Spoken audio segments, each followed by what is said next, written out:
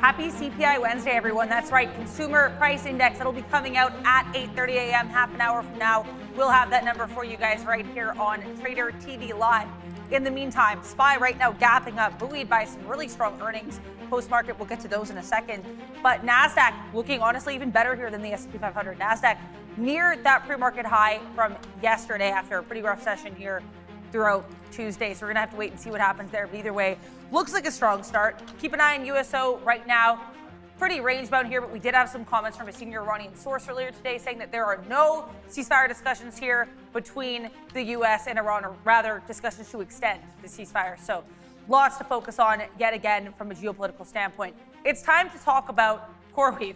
CoreWeave gapping up massively here in what was a strong report. Guidance also generally stronger than expected. But speaking of strong guidance, SMCI, we did miss on revenue, but the guidance here was incredible. LITE reported earnings. We also had some earnings from Kava, so keep an eye on some of these food stocks. And tonight, after the bell, you're going to get the likes of Cerebras, you're going to be getting Cisco, Coherent. It's going to be a big day when it comes to earnings, both now and then also, of course, after the bell today. And just to go over some housekeeping again, we already mentioned CPI, of course. It's going to be the biggest number of the day. Really, basically, the only economic data of the day, save for the 10-year note auction at 1 p.m. Of course, tomorrow, PPI. So today is just a warm-up for economic data. Good morning, Sharif, and happy, very busy Wednesday. Yes, it is busy, Adara. There's a lot going on. Good morning to everybody as well. Let's talk about CoreWeave here. Absolute rip city.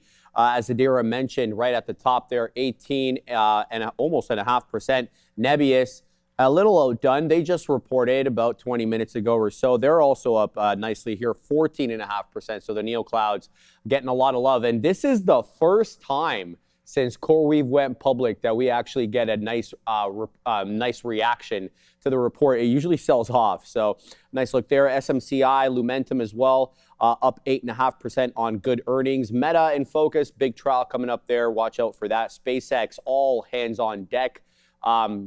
I don't know, this came out of nowhere yesterday. On X, Elon Musk has a big sort of get together with a lot of the employees, basically saying that their AI revenue is just going to eclipse all their sort of space revenue coming up there. And then Lilly suing peptide makers for making retatrutide early. You have some earnings names here as well. Kava up 15.5%. FRMI with a big deal as well. And yeah, lots to talk about, as you said, Adair.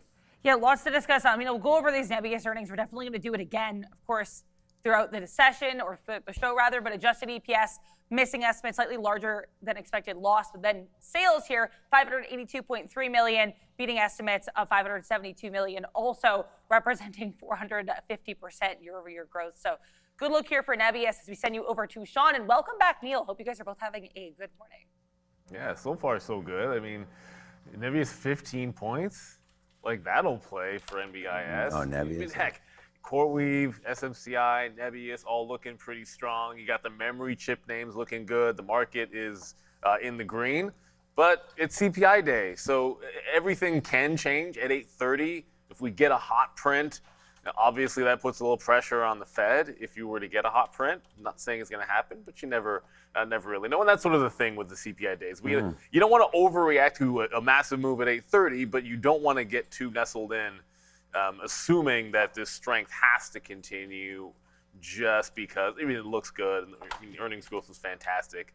That was through the names that we got. But a lot can change when we get that CPI print, and we've got to be able to respect that. So, yeah, we're going to be geared up for it. It's going to be a big one. You're in the right spot. I think there's volatility back on CPI days. I mean, it's been a minute since we cared too much about them, but I think the volatility is going to be back with this one. Yes, Neil is back. And it's been blocked out there, but it says, Neil, they said you hurt your elbow pitching to 8-year-olds, but it might have been 9-year-olds. 9-year-olds, as a matter of fact. And it was. And the best part of...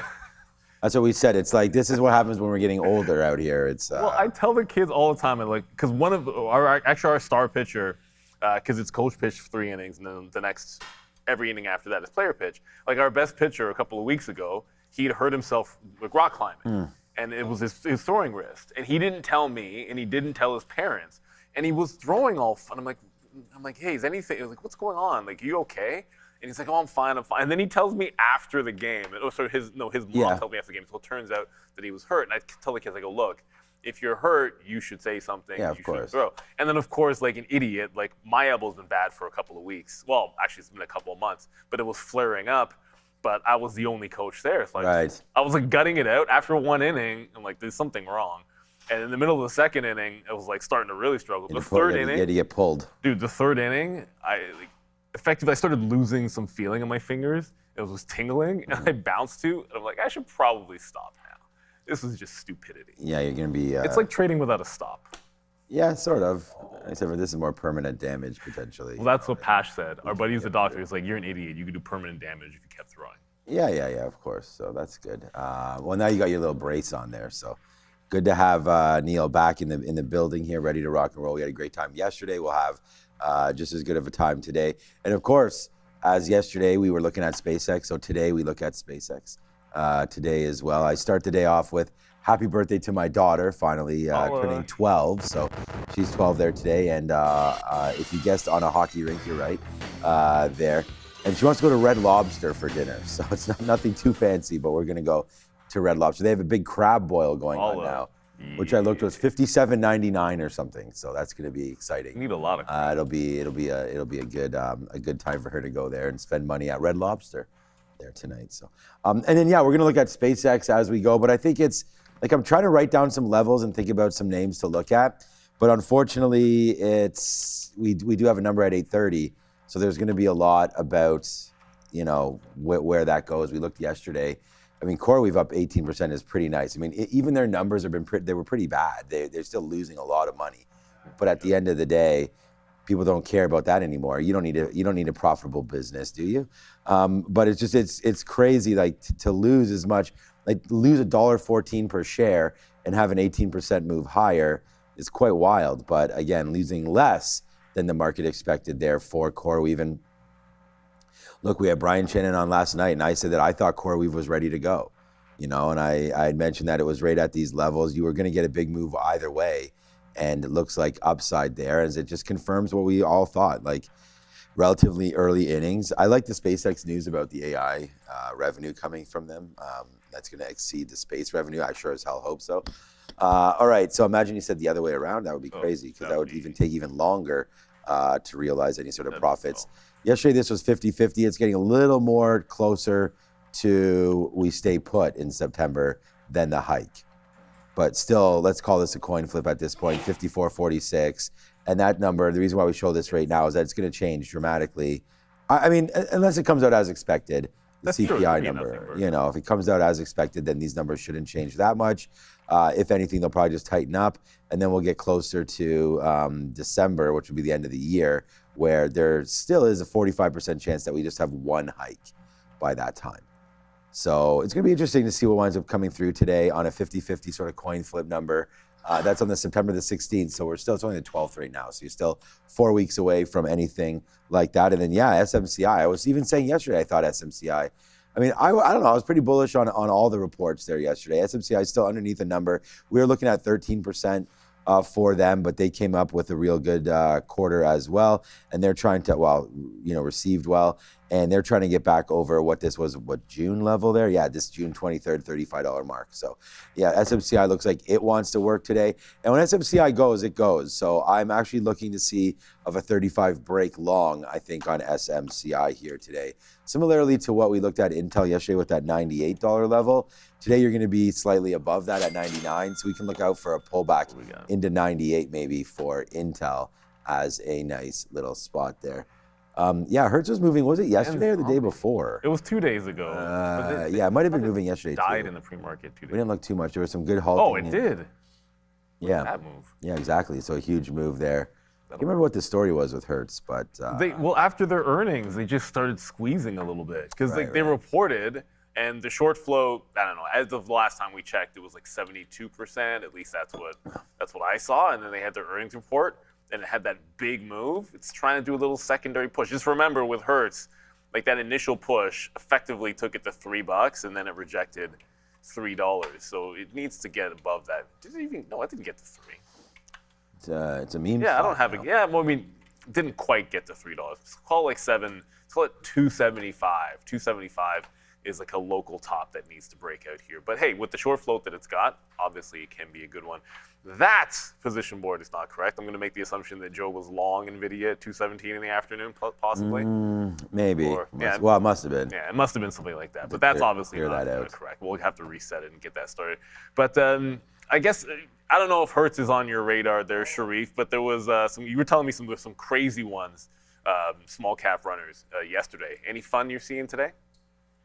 These ones look like they're all breaking down, Neil. Let's start with OFAL. This is the leading gapper in the market right now, up almost into 2 4/5, dropping down now into 2. It is an unbroken lower high, lower low downtrend being kept up by the volume weighted average price. It has to hold that level. I would say it has to get above 250.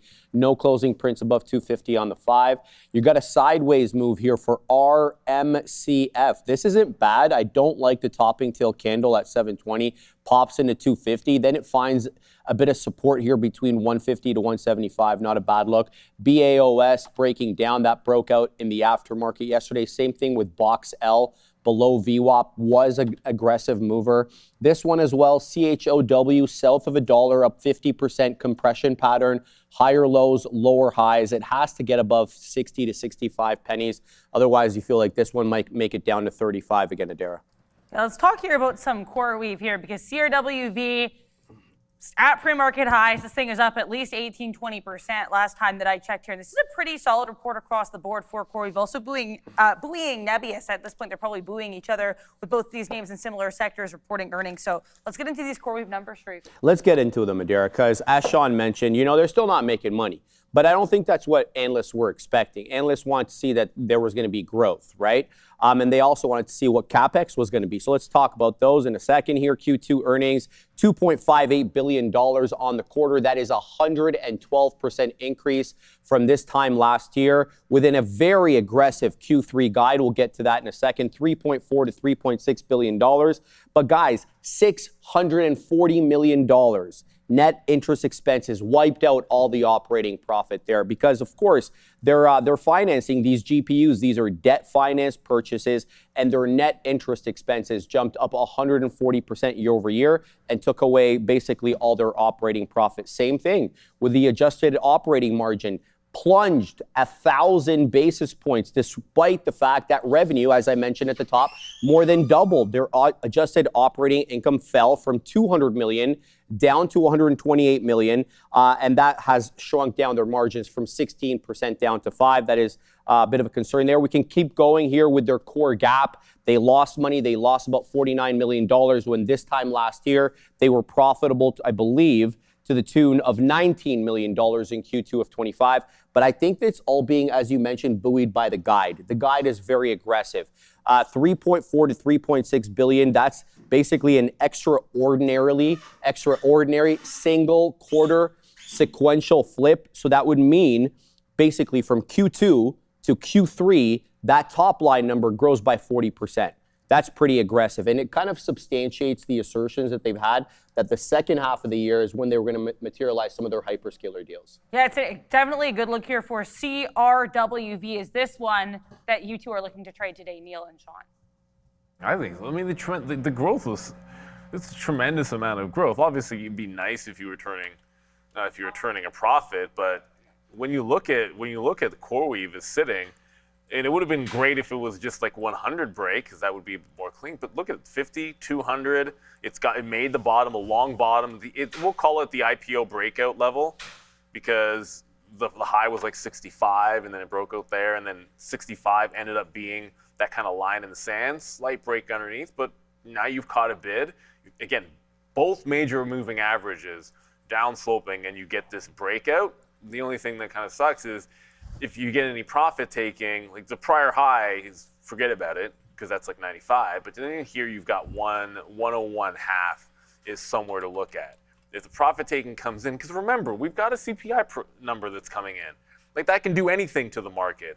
So if I like something to the long side, I want to have a dip level. And when I look at the daily, that 101 and a half, 102 spot gives you a little something to be able to dig into. So yeah, I'll be looking locked and loaded on CoreWeave for that. And remember, if it just starts breaking out, there's VWAP, trend continuation that you can play as well for CoreWeave. It's not perfect, right? Like again, they still would like to have some EPS profitability would be good, but at the end of the day, the market's rewarding growth when we're in the bullish cycle on AI, which right now we're getting back to the bullish side. Yeah, it's nice to see a little bit of a move higher here. I mean, just let's pretend that, you know, June didn't happen, but you're still right back here to, you know, these past levels, sorry, July, these past levels of, this is June 22nd. So it's just kind of absorbing all of that, right? We had, you know, the bottom there, the Leopold bottom that happened, $60. Like the fact that this was $60 back on July 30th. I mean, right now you're, what, 6 or 7, I guess 8 days away from that level, and now we're going to be talking about it being up 100%. Like if you get into this 120, that's from 60 bottom up right now, even up to 110 is an like that's you're adding $50 onto 60 right there. So you're up like 80%, 85% there in 1, 2, 3, 4, 5, 6, 7, 8, 9 trading days, up 80% on CoreWeave. I mean, that's an absolutely incredible run. So I would think that there is, especially on this kind of a report, traders that have been buying this dip there that come in off that situational awareness. And if I had some situational awareness now, I'd be well aware of the profits that I'm trying to book off of that low and think that this is a spot where maybe there could be some profit takers coming in. But, you know, it's still a while before I really think the top might be in around 120. You know, I think it's greedy to wait for the very highs there. But if this is a momentum play, then I don't feel like it's going to be tough to slow it down. There's over 20% short float as well on CoreWeave, right? And so those guys are going to have to cover some of those positions once the market opens up. So you could start to blast higher. And then we get the NBIS move as well here this AM, which is basically confirming the same kind of revenue outlooks and positivity moving forward. This actually looks like a much better play breaking over this 233. So we still have a couple bucks to go before we get to that. But if NBIS can break through these levels, then you're all of a sudden creating a new, you know, breakout zone. So 233 for NBIS looks good. CoreWeave, again, like the stock, I think you're going to have if I think you're going to have a problem in and around that 120 marker, there's actually not too much more juice to squeeze out of this. But yeah, you know, just looking at the momentum that we just mentioned, this top break, which didn't happen yesterday for Intel 98, it's the same kind of a thing, 108. You break 108 on CoreWeave, this thing's probably gone, and then you can just play it back to VWAP, which is 107. So I think a quick little dollar break higher on CoreWeave to start the day is a trade that you may be able to hold the rest of the move. Like this thing could be up 24, 25%, you know, especially after they start to cover some of those shorts. But we're only 13 minutes away now until we get the CPI number. So if that comes out and the market doesn't like it, then you might be able to get CoreWeave at a much better price. Like maybe even dip by at $100. If this, like you could put your order out right now, you know, 10 minutes from now, maybe the market just goes, whoa, and comes all the way in. And then we've seen the numbers retrace back upside after it gets dropped. So, you know, or whatever way it goes, it can retrace back to where we've been. So if CoreWeave ever gets hit here on a number, I think it's a good dip buy opportunity today. I feel like there's going to be a lot of excitement into this name. So I might add this to the list at a 108 break to the high side. Kind of like SMCI a little bit better because it's only up 10%, but this one up CoreWeave. There's a lot of other things up too. It's so hard to, yeah, the whole space is up, right? IREN I saw was up. Oracle has the news with Quantinium. SanDisk. Yeah, what else SK is there? Hynix, SanDisk, yeah. Marvell's up. Yeah, 3. the whole infrastructure space. Look Like at ARM, Intel I like. Yeah, they're all pretty strong today. SpaceX up 1%. What is coins up? Bitcoin's. See, you know what still stinks? Not to do this, but Bitcoin's up 1%. It doesn't really matter. It's a 24-hour market, but it's still meh, blah. Like this is something that I'd probably want to look. We'll see how the number comes out. Obviously, in 10 minutes, a lot can happen, but that was a big time turnaround 3 days ago at the 37 on IBIT. Couldn't really hold the 65,000 level, and then 2 almost identical down type days where it's just peak, drop, pop, drop, pop, drop. Same thing. Like every time it catches a bid, it's just another sharp leg down.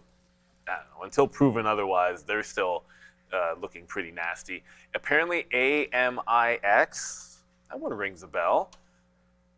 No, that's not doing anything there, Aaron, in the chat. Very, very light volume. I was kind of hoping, I still saw some names in the chat, some small caps. I'm like, oh, was something popping, something making move? And I remembered that name, but no, it's not going at all. But if you're throwing symbols in there, just a reminder, use the $, because that allows us to utilize our stock visualizer in here. See, NBIS is going to be #1. You got Nvidia, you got NN, OFAL, RMCF. So if you type $ and then the symbol, that way we're going to be able to count your votes in the visualizer, and then those stocks will come to the top of the list. So a lot of people are interested in that. I just saw Elon Musk wants Snowflake. Kevin Mendoza is interested in AMD. AMD's, it's up a point, but this is a flattish one. See, there's some names out here that they're not up much, and if things turn red, you kind of get a sense of there's some downside risk. AMD would be one. Like underneath 460, there's a pretty wide gap underneath this AMD. So like remember, anything can happen in 10 minutes, and you want to have some things on your brain, like for me, Bitcoin, that if things go south, you're looking for some red names as well. But let's get back up to the desk. There's going to be lots to cover. I think we have Luis coming through, so he'll probably bring some small cappers for you guys as well. Yeah, I'm sure we'll get some small caps there from Luis. In the meantime, let's talk about a mega cap, shall we? META in focus. Not too much stock movement, but kind of a longer story going on here with that state coalition trial here for META in California. There's some interesting details here, Dara. Let's get to them. So it's 29 state attorneys general. They're suing Meta over youth mental health, as well as the addiction features that they say came with the platform.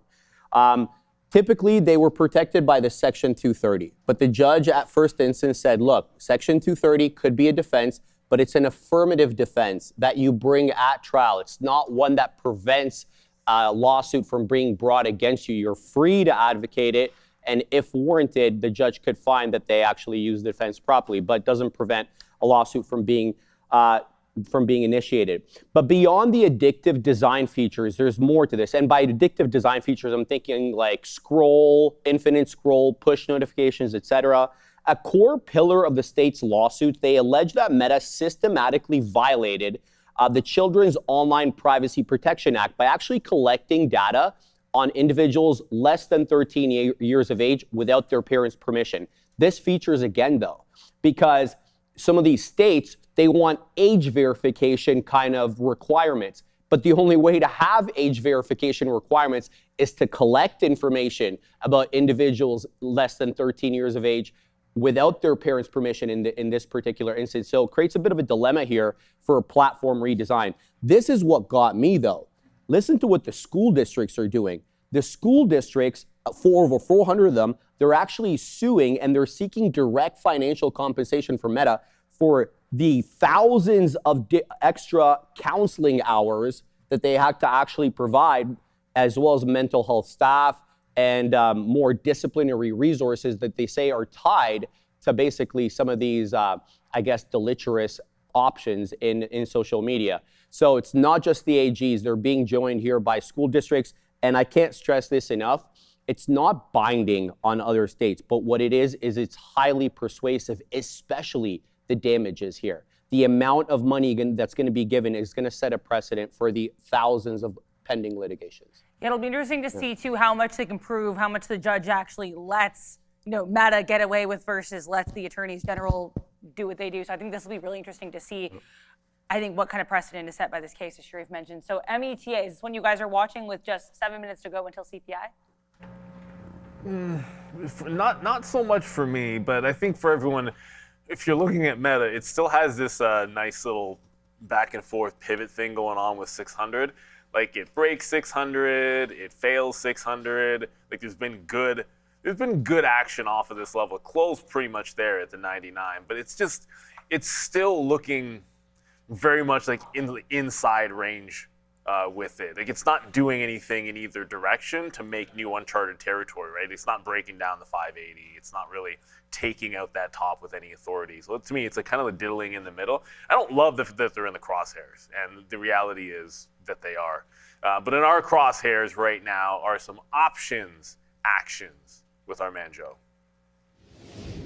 Good morning, everyone, and happy Wednesday. Let's talk some options activity before we get into today's CPI print, 8:30 sharp. a lot to run through, so let's get into things, guys. All right, CoreWeave at the top of our list, guys. $107 where we're currently trading at right now. Strike price $110. Now, as for the open interest, relatively cool. I'm surprised by this. I thought we'd see a little bit more, but what does that say? Sean was mentioning it this morning that if we break certain levels, we can definitely go off to the races. So here it is, open interest 8,400 contracts at this level. I'm still going to be looking for this 110 break or the 110 hold. Volume 6,400 contracts open and closed, and you can see we're only sitting on a $5 spread here, ladies and gentlemen. So we're having there's no liquidity issues here in regards to contracting. All right, Delta, we're sitting at this 15-cent marker, and you can see we're only on a penny in our gamma, and our Vega exposure is relatively cool. But what we do have is a substantial return here, guys, in our CoreWeave contract on yesterday's session to the tune of 75+%. There's going to be an increase after the bell, so watch out for this specific $110 strike price to increase. You're going to have multiple factors and Greeks come into play. Your implied volatility, your Vega is going to increase, and also your Delta as you get closer to at the money, you will see an increase within this specific options contracting. Moving forward, guys, Meta, another name that we were just talking about moments ago, but what we have here, guys, is a bull call spread. For those who are familiar, a calendar spread, I should say. You can see somewhat of a difference. Sorry, this is just a bull call spread, but this is going to be expiring 2027, September of 2027. And what is the objective of this specific contract is, well, if we're purchasing and we're bullish in Meta for the long term, it's going to be expiring September, as I mentioned, and we don't necessarily want to pay the full amount of premium. Well, what we can do is we can hedge our bet, and we can also purchase it back as well too, ladies and gentlemen. So you're going to be paying $9,200 for this specific contract, but if you want to reduce your price, then sure enough, what you do is you can sell a strike price higher. So you can see we're purchasing the 660, still out of the money contract, so it only has time value, opposed to what we have going on here. This is an out of the money contract as well too, where you'll be collecting $44 on the the credit side of things. So what you want to do essentially is, if once you start rolling, you can buy this contract back, allowing your options contract to be hedged, and then also reducing your Delta exposure. All right, so there is a potential bull call spread here on META. Moving forward, guys, SPY in the NASDAQ, we're going to be looking at some potential floors here. Strike price 755, expiring this Friday. 36,000 contracts open at this level, with 3,500 open and closed on yesterday's session. Now, as for the NASDAQ, I'm going to be looking at these as potential floors. 715 with 14,400 contracts open and closed, and volume around 10,000 contracts. If the NASDAQ and the SPY decide to sell off throughout the week, I'm going to be looking for these specific levels to hold. Let's send it back to the desk for CPI. Thank you, Joe. 2 minutes ago. Yeah, 2 minutes ago. Yeah, a couple good upgrades and downgrades there. I didn't get really to say anything on Meta there, but I think Meta's a sell. I don't like all this talk back and forth. They're like the new tobacco companies.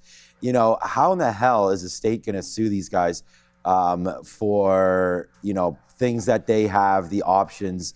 Like, as a parent, like, this is an addiction that, you know, you're self-creating. They've just created this platform. And I know, and this is why I talk about tobacco and everything like that. It's like alcohol. It's like, you know, you can go out there. Are we going to sue Budweiser and everything like that because people are drinking? It's a little wild for all this. And I do think that some judge will probably lose his or her mind and award, you know, all these districts a bunch of cash. And then, as Sharif said, then it just spirals out of control, because the next thing you know, all these other states get involved. So I just think it's an absolutely ridiculous concept that they can actually be sued for creating a product like they have. And, you know, that's just my take on it. And I'm a shareholder here. And honestly, it's the least exciting out of all the Mag 7s. And it's the one I think that has the most, you know, arrows pointed at it. And it's not good, right? Zuckerberg's been defending this company since he was a little baby. And it's just kind of like, it doesn't stop. So for me on Meta, like, I think I'll take the advantage right now of getting some out even today. You know, missed the 680, but, you know, we've hesitated on getting some out. And I don't know, I just got to go back and have a quick look to see how much I actually have of this name. The market just went up and down pretty aggressively. It's like someone's got it early. Yeah, so let's go back over and see what this number is all about with Adara. We've got 30 seconds to go here until the CPI print is released. CPI year over year 3.4% is the forecast versus 3.5% previous. Core CPI year over year 2.5%, forecast 2.6% previous. Now, as we mentioned yesterday, we're actually expecting a little bit of an increase for these month-over-month prints. 0.1% forecast, negative 0.4% previous, and then the core month-over-month forecast 0.2% versus 0% previous. We are just seconds away at this point from the CPI print. Let's see what we end up getting here. I'm seeing 3.4% for year-over-year CPI. That is going to be in line with estimates. 0.2% for month-over-month CPI on a core basis here, in line with estimates. Core year-over-year 2.5% in line with estimates. Month-over-month 0.1% in line with estimates. So everything in line. That means we got hotter CPI month-over-month and core CPI month-over-month. Again, just on a month-over-month basis, and then CPI year-over-year, you do get a little bit of cooling. So these numbers were exactly as expected, but you still did get that heating here. I mean, the market was expecting it, but still a little bit of a shock, I think, for these month-over-month numbers, Sharif. Yeah, absolutely, Adira. And this is one of those situations where you kind of don't know where to fall on what side. But yeah, this actually, in my opinion, makes it harder for the Fed, as we saw some tepid job numbers last week that weren't that great. Now we get basically inline CPI. It's supposed to be a little bit higher. Oil still elevated. We'll have to wait and see. The Fed's got their job cut out for them, Adira. Yeah, I think it'll be really interesting to see what Warsh tells us now. Just over a month from now, September 16th is that next meeting. You guys can see the numbers here on your screen. I'll keep those up for a little bit here, and I'll add the core ones as well. But Sean, Neil, how does this change your trading plans for the day, given this whole shake and bake on the SPY? I mean, so far it's a little in line, so it's not crazy. I think it's exactly in line. Yeah, I mean, let's be real. After that spike up right before, my gut was telling me, oh, someone knows something, and maybe we'll get a blast off. But that didn't happen. So yeah, I don't think you change much of anything. Like if you zoom it out, really, we've just liquidity grabbed the almost like the opening range from there on the SPY yesterday, and then it was afternoon range the day before. So a bit of a chop fest, which. Hey, remember, we sort of came into this with the chips and AI looking pretty strong, so I guess that's going to hold true. Nothing's really changing too much. So still, I mean, I look over, and CoreWeave just immediately starts going higher. So, like, has that really changed? Like, CoreWeave just broke out, and that's taking out the top. So ultimately, I don't think we changed much here. No, I mean, the market didn't do anything. The market just went up on a fat finger, went down on a fat finger, and now is right at the same spot that it started with. So, yeah, man, I mean, I've already put out the sticky note. To answer Dara's question, has it changed anything? Hasn't changed anything at all. It came out as expected. I mean, when a number comes out exactly in line all over the place, 3.4 versus 3.4, 0.1 versus 0.1 on here, 2.5 versus 2.5, I mean, it's all as expected. So I think today's story was data centers, it was infrastructure, and that's going to continue. So Intel's going to be one of my top plays down at 98. Of course, it goes to 98 right now, but we weren't going to sit there and take anything. And if anything, it could be a sell the news event, in my opinion. Like, maybe we were all sort of, I don't know, thinking about getting a higher number and confirming, the interest rate maybe would stay put. There on the CPI, but now that it's come in as expected, and we're going to review this. I mean, I don't think there's going to be any changes here. Not yet. Maybe. Yeah, 55. So getting a little bit more expected to stay right now. So I think, we just checked a couple of seconds ago. It was 53 or something like that, 54. Now it's 56, and probably going to inch a little bit higher here. So for me, yeah, I mean, it's kind of just all roads pointing to hopefully a stable environment come September the 16th. We could take a look to see if the Treasury did anything on this kind of a move there. You can look at the dollar. Yeah, so there it is. A spike up like we saw in the futures, come back in, now trying to settle down a little bit here with the TLT. So the longer curve seems to be pretty stable on this kind of a number. So nothing seems to be out of whack. I mean, the NASDAQ is right back. We talked about a couple last week. We had the Qs at 725, and that was a number that we had sort of looked at, and it had fallen off of there. And now it looks like we're going to try to take this out. So 1 week was kind of just back and forth, and now I think we get the okay here to break higher now on the NQs with much better reports today. There's not even really a negative name out there, too aggressively negative anyways. And there's a lot of positivity coming through the market today. So these numbers do not throw any cold water on this at all. Arthur, you want me to look at SpaceX quickly? Is it making a move? Yeah, I mean, a little bit. They're all the same, right? I mean, I think everything was a little nervous heading into today's number, and we talked about that yesterday, and then you get what's expected. So we just continue to make the highs today, right? And I think Nasdaq's going to have a great day. So we'll see if it fades, but so far so good. There's really nothing to fade. The market's doing what the market's doing. It makes me question, like when I went to my quote board, I'm like, yeah, what is negative today? It makes me question the names I see up here. Palantir, okay, well maybe when chips up, software down, because Microsoft down a little bit, because CrowdStrike's down a point. So I would think maybe it's just a little bit of weakness in software as you kind of go back into some of the chip plays. Why is PayPal down 1.5%? That I have no idea. Alibaba, okay, maybe a Chinese thing there. So nothing too crazy. Like Apple's going to be flat, Netflix, those are names that have been strong, sort of counter to when the Nasdaq's gotten going. But there really isn't a lot of weakness. PLTR, I mean, sometimes it just comes down to like the crazy rally that Palantir has been on the last like week and a half. It could have just found a bit of a temporary top here.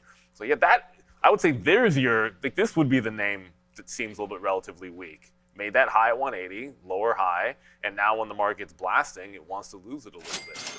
So that could be one. Oh, we've got Arthur in the super, well, thank you for the super chat there. Arthur Axton. My kids are eating caviar today. SpaceX. The kids like the caviar. Hey, let them while they're young. Get those expectations high. I don't think my daughter would touch caviar. Well, mine are. That's definitely. I mean, you know what? You never. I don't you think never mine would know either. But my kids are eating crab and lobster today. That's lobster roll is. That is going down. And, lobster roll. And I do want to thank SpaceX for sponsoring their food from here till the next decade, probably. So thank you, SpaceX, for everything you've done for the family, and hopefully it continues to be that way as well moving forward. But yeah, thanks, Arthur. Appreciate nice to see the caviar talk there as well. And yeah, Palantir has fed the family quite well too for the last 4 or 5 years. And as Neil said, that's up 40% in a week and a half.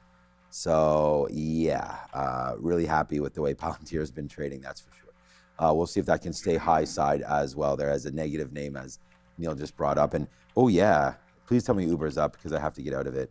Okay, good, $78. So I'm thinking, so Uber and Meta, two names that, and I don't want to be like, I'm going to look to see how much Meta I have and what it is in relationship to everything else, because I think it's a pretty heavy stock in the portfolio there. Really happy with the way Uber has made its way back to the 200 period moving average. So let's lighten up on this stock a little bit today as well. Take advantage of some of these recent highs.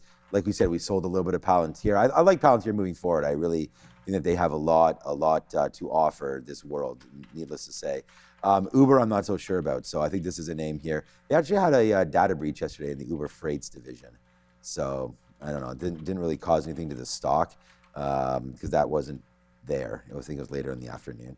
But anyways, Uber is a nice name, moving back up to the upside. Yeah, IBIT not moving around on that either, 64,000 or so coming for IBIT, and Bitcoin has a similar move to the futures, up, down, and around, but still actually lower than where it is right now. So yeah, everything's all good over here. We're going to go over to Neil and take care of some business. Yeah, when we look in the chat, what do we see? Same thing over and over again. You got some good reads, got the idea with the setup, but you got the wrong size in there. So here's the truth, everybody. You know, you've got the skills. Your account just might be too small. Trade Funder's changing that. 100,000 for stocks, 25K for options today. You keep 80%, you're paid every Friday, and you never risk your own money. It's $9.99 to start, and you're refunded on your first qualifying payout.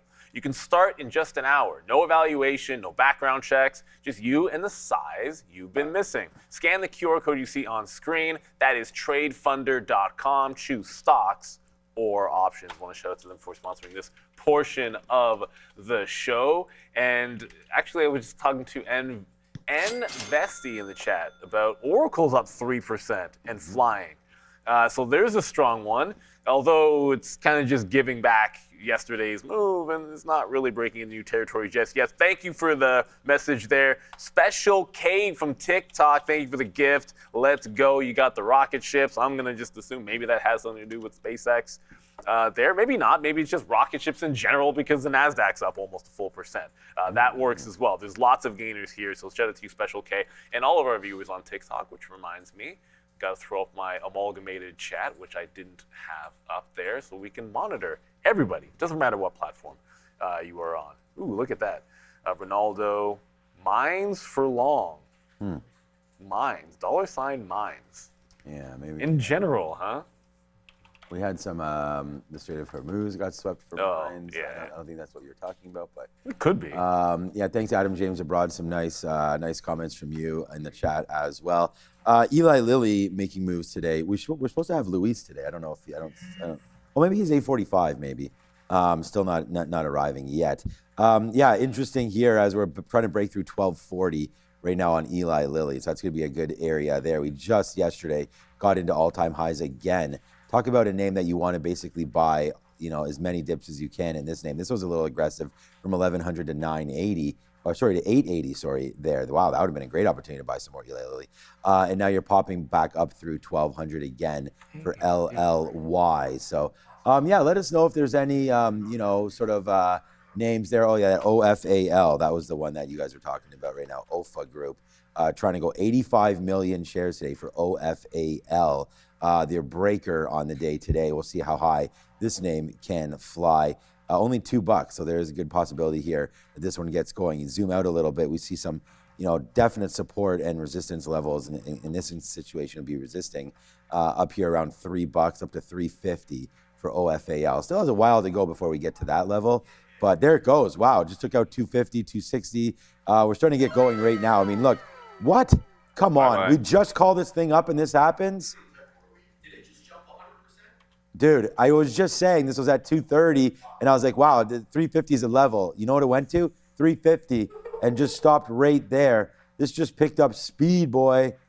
The bots are watching us, everybody. That's a good thing, I think. Let's wait to see what winds up happening here with OFAL. Just runs it and comes right back in. Hope no one got too stuck up there. But, hey, man, that's why we give those levels.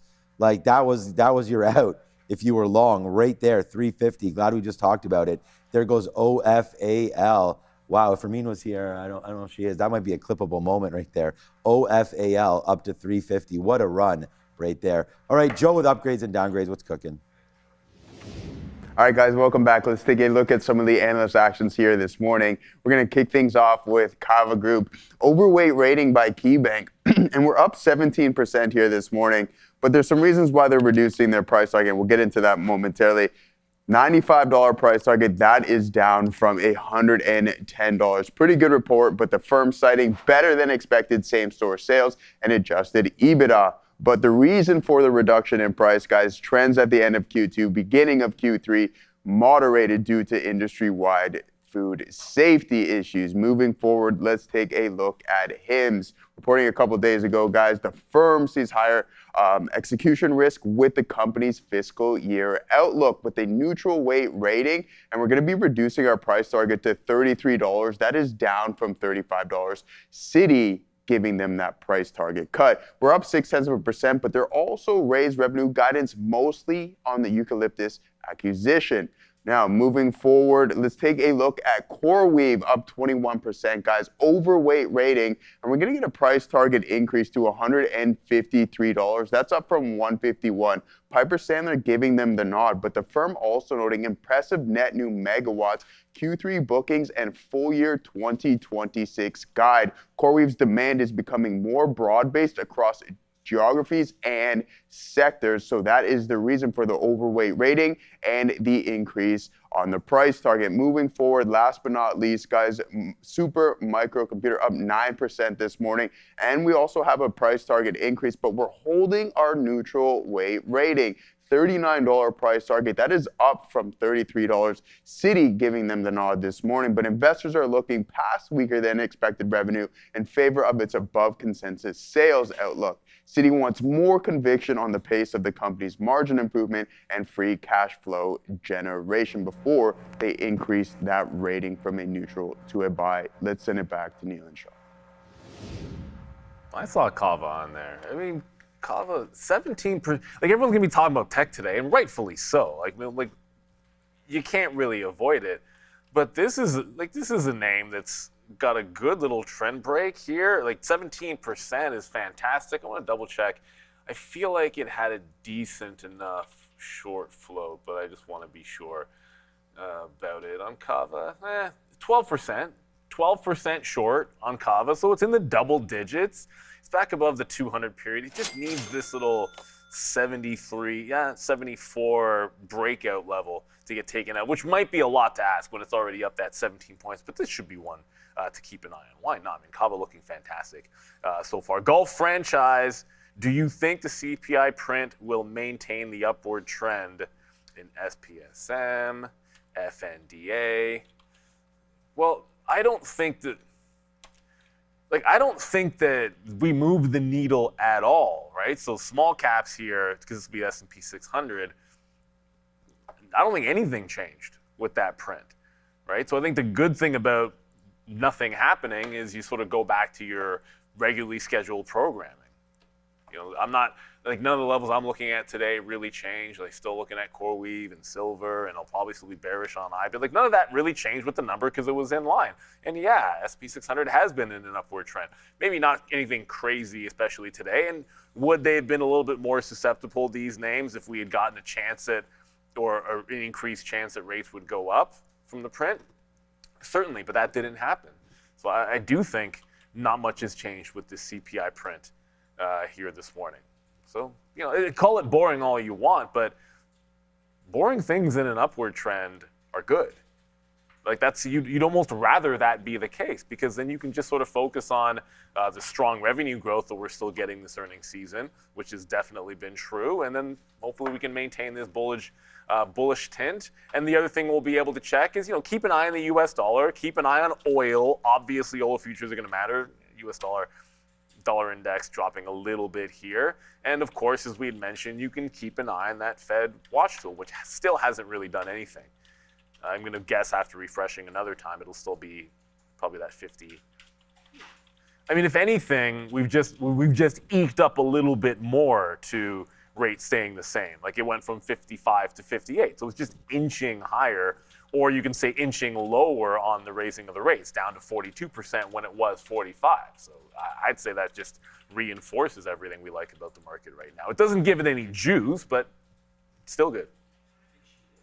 Yeah, you know, that's kind of what I've been saying this whole time, is the same thing. It's like, now we're just, you know, continuing to watch some of these big names continue to print higher today. The CoreWeaves, the Googles, the Intels, the Nvidias. Nvidia trying to get back up to 220. Well, there it is. It's over 220 right now. So, you know, there that goes as well, to the upside, up another 1.5%. I don't know what Apple's doing. Apple's have been a funny rider recently as well. Yeah, so downside there for Apple. I think, yeah, we traded 5 or 6 names yesterday. It was really, really odd. Joe got me trading all these different names yesterday. But I know all the same names, but we were very, very aggressive and had some fun yesterday trading a lot of these names. So we were into Apple yesterday as well. Oh yeah, that's right. It fell right back in. And oh boy, did we have some fun at the end of the day when we caught, man, one of the like viral moment at the end of the day there, where we were both long into this switch up there. When we started getting SpaceX long, you had, what you had, Apple? Oh, you had NVDA there. So yeah, definitely. 217.20. Yeah, if you guys were here at the end of the day, you're able to see some pretty fun times there. We were both long, basically rate as 355 hit, and everything flipped up higher. So SpaceX went boom there at the end of the day, and then Joe just reminded me there that he was long into Nvidia there. Yeah, that was probably that 217.20, and then it blasted upside right into there, up about $1 was the highest. SpaceX was about $2, but Nvidia with a nice move higher there at the end of the day too. So that was a hell of a lot of fun there as it started to go. We got a little window dressing at the end of the day, because you did have a move down into the imbalances and then a little bit of a pop up higher there to close in around 218. But I like Nvidia today as well. There's lots of different names to look at, but I think where you're going to want to look is in the chip space and in DRAM names. You know, we talked about SNDK. We just talked about that Opal a little while ago there. And I actually just looked. Meta is not as heavy of a holding as some of the other plays are in the account. So we've already sort of started to trim some Meta, so that's been good. But yeah, DRAM could be a play, up 6%. That's huge. So I'm looking to take that out as well, $54 to the high side. I mean, it's going to happen before 9:30, but this is a name to watch out for. And then I honestly think, like yesterday, we really wanted, like yesterday on the note, yesterday was Intel 98 long break. So if you look yesterday, what wound up happening yesterday into Intel was that 98 was such a sick level there that we were able to get long down here. yesterday and ran this to this level. We actually did punch a little bit longer into 98, but when we lost it, we were able to get out. So now I want to use this 98 as a base. So let's go to Intel, man. I've really been looking at Intel lately, trying to buy dips in this name, get a little longer, which we've been doing on Intel. The last time we bought this was 98. So it's nice to see that. So I really like that level. And then Neil mentioned that there was an S&P sort of increase for Intel tonight that I didn't even realize. Where is it? Here, I'm going to try to zoom you guys to see this even better. So there we go. S&P 500 tonight, Intel share increase, 34 million shares, 3 billion notional to trade. So that's pretty sizable for any kind of an increase at the end of the day there. So it'll be interesting to see if that ends up mattering. Sorry, someone was just asking me about GE Vernova. That's why I had that up to answer them in the chat. But it's the kind of thing where we've seen, and you guys were showing that last night, and then even 2 evenings ago, you had crazy movement in the last 5 or 10 minutes of the day on some imbalances, some flips, just big imbalances in general. So I think that's more for the back end of the day. But anytime I see that, you usually favor, like you favor the direction of whatever the expected action is going to be. So if it's an upweight, generally speaking, I think you want to favor the long. If a stock was getting deleted, I'd be looking short pretty much all day. So I think that puts a little bit of a, bit of a horse underneath Intel, especially at the close, which we'll get to for sure. So there's a lot to watch here, obviously. Ooh, I just saw one. Mimi in the chat, good call out. Good call out. Because I don't know that, like, Bloom Energy's up 8% and just an absolute blast off right now. So I know obviously CoreWeave, obviously NBIS, they reported, SMCI reported. You're always going to be looking at DRAM and the memory names, but you've got to remember there's another aspect to this trade, and Bloom is catching a bit. I think that's probably why I was getting asked about GE Vernova and the 1,000 level in the chat. Bloom's starting to put in a bit of a higher low. So they've made their dip, and now it's time for that secondary push. Like, you made your dip, you had a little bit of a profit take in here. Now the question becomes, can we make that second leg? I think it's a little far, like 250 would be the next breakout level on the daily chart for Bloom, but it's in a bit of a gap fill mode today, and it's all green. So this is another fantastic name that I know Sharif is excited about, because the second I mentioned it, I just start, you can see Sharif's already smiling, right? He's excited. I know it's one of his bad boys, and it's looking fantastic today, Sharif. Doesn't look bad at all, Neil. I like it. But that 350 top, as you mentioned, 250 resistance, there's a clear structure breakdown there. It has to clear 250. You see a bunch of topping tail candles into that level too, Adair. Yeah, lots to discuss here with Kava as well. Let's talk kind of awkward transition there. CAVA, another earnings name here that came out after the bell yesterday. They eked out EPS and sales beats, but I know their adjusted EBITDA guidance here for fiscal 2026 still not quite passing the muster. No, not quite, but they did have a good earnings report. So let's talk about it. $368.5 million in revenue, about a 31.33% jump year over year, and a 9% same-store sales growth. Look, they had some issues, so they launched salmon lunch, and that hurt margins by about 60 basis points. So they had that dragged down to 25.7. Commodity input costs tied to the April launch of the pomegranate grazed salmon. Sounds delicious, but it does have a higher mix of third-party deliveries as well, which hurt margins, as well as wage investments as they paid their employees a bit more. That obviously hurts margins. But listen to this. Traffic outpaced price inflation. So sometimes when we see same-store sales, which 9% year over year here, it's typically, not just typically, most of the time, it's the increase is because they increased the prices. This was not the case. Their actual foot traffic increased here through a tougher time, by the way. They did reaffirm their full year guidance, even in the midst of the Cyclospora scare, which they said is going to be about 4.5 to 6.5% in terms of same-store sales increase per year. They're also going to open 17 new stores at Adara. And they have about now 476. Sorry, they opened 17 new stores with a total of 476. And the new stores that they opened this year are running at about 100% productivity above the system average. So they're doing quite well there, and they're not done quite yet. They want to open 75 to 77 new stores this year. And Adara, this is their 10th consecutive quarter of positive free cash flow. They have about 435. and they got zero debt. Nice. Yeah, the positive free cash flow is certainly a good look. Sean, I just saw that you grabbed food there. Are you grabbing any Kava shares today? Any which stock? Kava. Kava, no. But I was talking about Uber the other day. You know, a name that I was thinking about buying that was been hit on recent earnings was Dutch Bros. Like, this is a name that's just been absolutely crushed right there off its recent earnings report. And I was actually thinking about this name in the fact that, you know, like, you're paying down, obviously, for a name here that is come right into some decent support areas, and was thinking about, like, okay, you know, it's a relatively new story, Dutch Bros. Like, I know for us here, I don't think it's in Canada, never seen them around, but there's expansion that's going to be happening for Dutch Bros, and they are looking to expand, you know, their footprint. And the more stores you get, the more profitability should be there. You're looking for a better same-store sales number, and unfortunately, Dutch Bros there missed. But I love the level that we're seeing here on Bros down at this 48, you know, 45-ish or so level. So that's going to be a name. I remember we had Mitch on here, and he was drinking that coffee. And if you looking at Starbucks, because there's, look, I mean, around here we have Tim Hortons, there's McDonald's coffee, and there's all this. But Starbucks has also been sort of middling right now and not doing a whole heck of a lot. Well, I mean, I'll call up Kava if you want in a second. I mean, we just heard the story there from Adair and Sharif. But for me, I just like the more established, and Kava has been pretty good there as well. It's been around now for 5 or 6 years. What about a new name that we just got, Jersey Mike's? You know, a name that, and we saw Bending Spoons, right? And obviously Jersey Mike's is just going to be a sub shop. I really enjoy, every time we're in the States, we try to get into some Jersey Mike's, that's for sure. But this is a name that's had its move higher, fallen back in.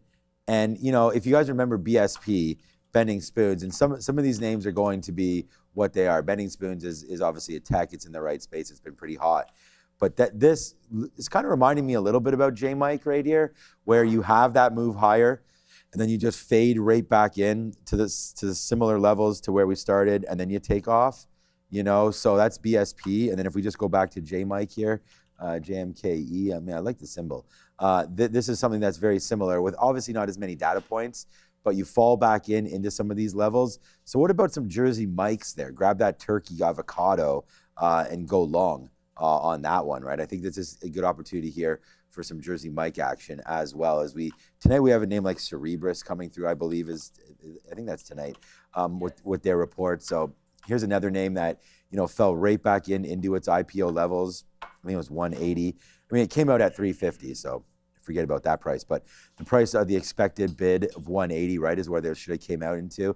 That fell all the way back to 180, and now is really taking off from that level.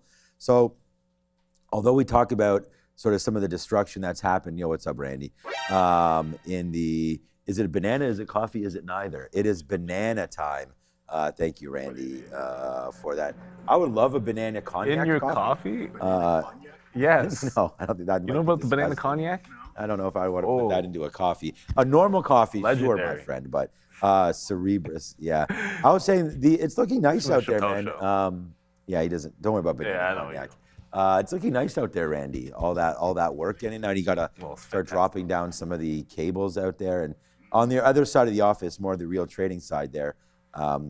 All new desks, the ones that are lounge area. I like the lounge area, all the rugs and all that kind of stuff. So yeah, it's looking really nice.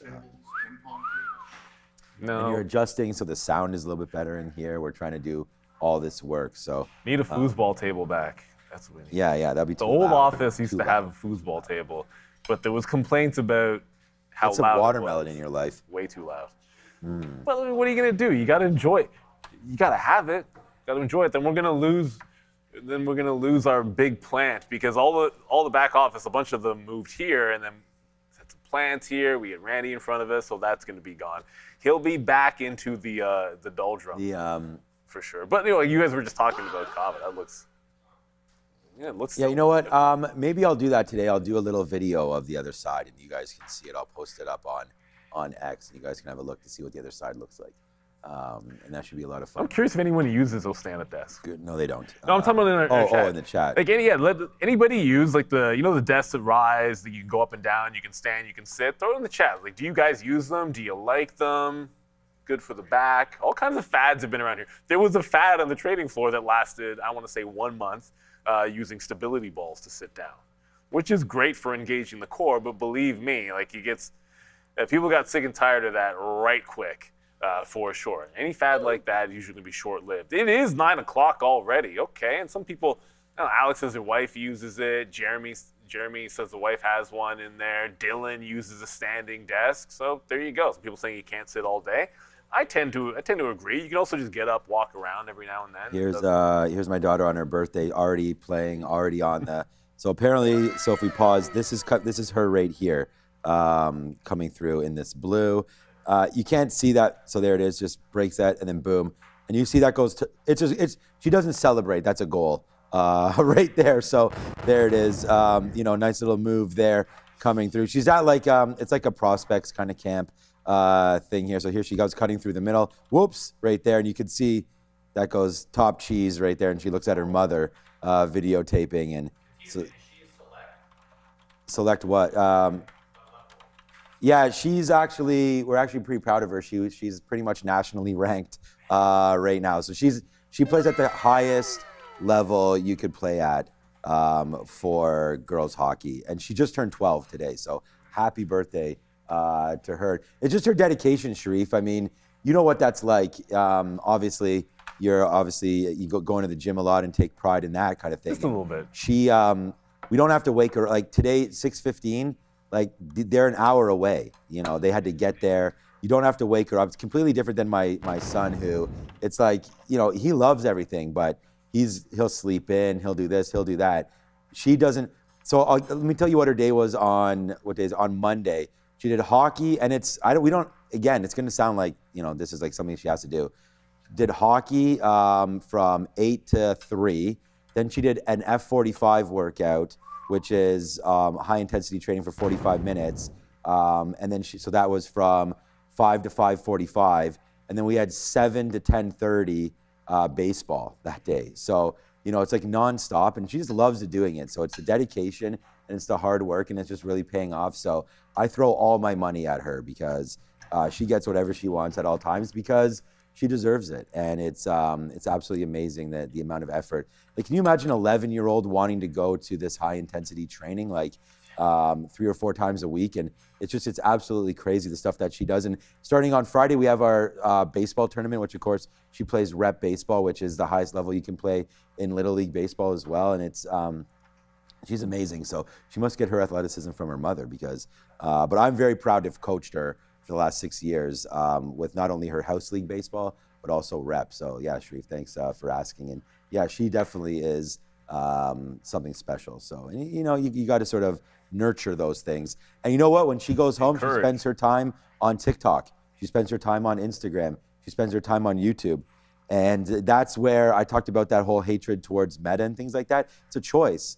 When she's going to be 10 hours a day doing activities, has a crazy social life, I am completely fine with her zoning out and being on TikTok for a little bit of time near the end of the day. It's how often you use it, what you're watching on there. I think you have to have a life outside. But that's of it. for parents to decide. Yeah. Like if your kid is active and doing the right things. I mean, that's right thing is different for everybody at the end of the day. But if your kid's active and it's fine, like be on there. I just want to know what you're watching. Like, and they tell you about it or they're cool with you watching with them. Fine. The whole like nanny state. Oh, we got to tell parents what to do. No, I think you got to be able to take some responsibility yourself at the end of the day. I know, Sharif, you tend to agree with that, but it is what it is, not to get political or anything. None of that sentiment changes the fact that Meta's the crosshairs. Like, I can think that you should be able to parent how you want to parent, but that's not going to change these lawsuits that are coming. They're there. That's the reality. So unfortunately, Meta's going to have to deal with it, regardless of any of our opinions. And Meta's always been dealing with it. So it's like, if you're big cap tech, you are. Like, if you're not under the ire of the government as a mega cap company, then you're not making enough money. And if you're making enough money, then you're always under the IR because that's where you can get that's where you can pull from. I've always said, like, every time there's a kid born, there's a new Instagram account created or TikTok account created, and I think that's true, and I don't think that's going to stop. So, and I do think there's a lot of value. Like, there's so many cool things that are on Instagram and TikTok, and they have great times watching them. It is a matter of time, right? And what you're spending your time doing. If it's all on electronics, then that's a little bit of a problem. But okay, thank you for all the beautiful comments in the chat. I feel more blessed than you can even imagine. So let's go back over to the desk to Adara and Sharif. And say happy birthday to Gia Katina before we look at the future. 750.5, guys, is where we closed out yesterday on the SPY. We've now established a range. Very clearly, you can see most of the prints defend off that 750 area with this one little blip here that went down to 767.5. That was back, I believe, on the 6th. So we're going to say 770, simple this time. 770 is support, 775 Adara as resistance. Well, yeah, I'm definitely not going to resist going over this morning watch list. This will have for you everything you need to tackle the trading day. Earnings in focus, or earnings that we already got in the markets digesting, any pieces of news, company events, economic events. Use the URL on your screen or hit the link in the description for more information. Let's get into CoreWeave. We mentioned this one earlier. We're going to go over it again because this is, I think, probably the biggest, mega cap or at least larger cap mover this morning on, strong guidance here and pretty solid earnings as well for CoreWeave. It was really good. So their top line revenue, $2.58 billion. That's a 112% jump from this time last year. It's a healthy growth. Q3 revenue being guided 3.4 to 3.6. More on that in a second. But it's not all sunshine and rainbows, especially when you're spending up a storm like CoreWeave and any of these neoclouds are as well. Heavy debt finance GPUs, Adara, that hurt margins here. It brought down essentially the increase or net interest expenses 140%. They're spending $640 million on GPU and related equipment. Just to compare, just so you guys have a comparison, $267 million is what they spent this time last year.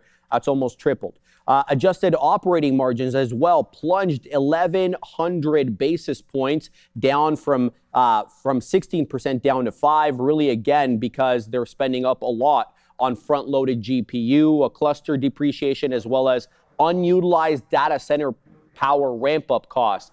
GAAP operations also swung to a $49 million net loss. Just to give you a comparator, they made $19 million last year. Now they lost $49 million.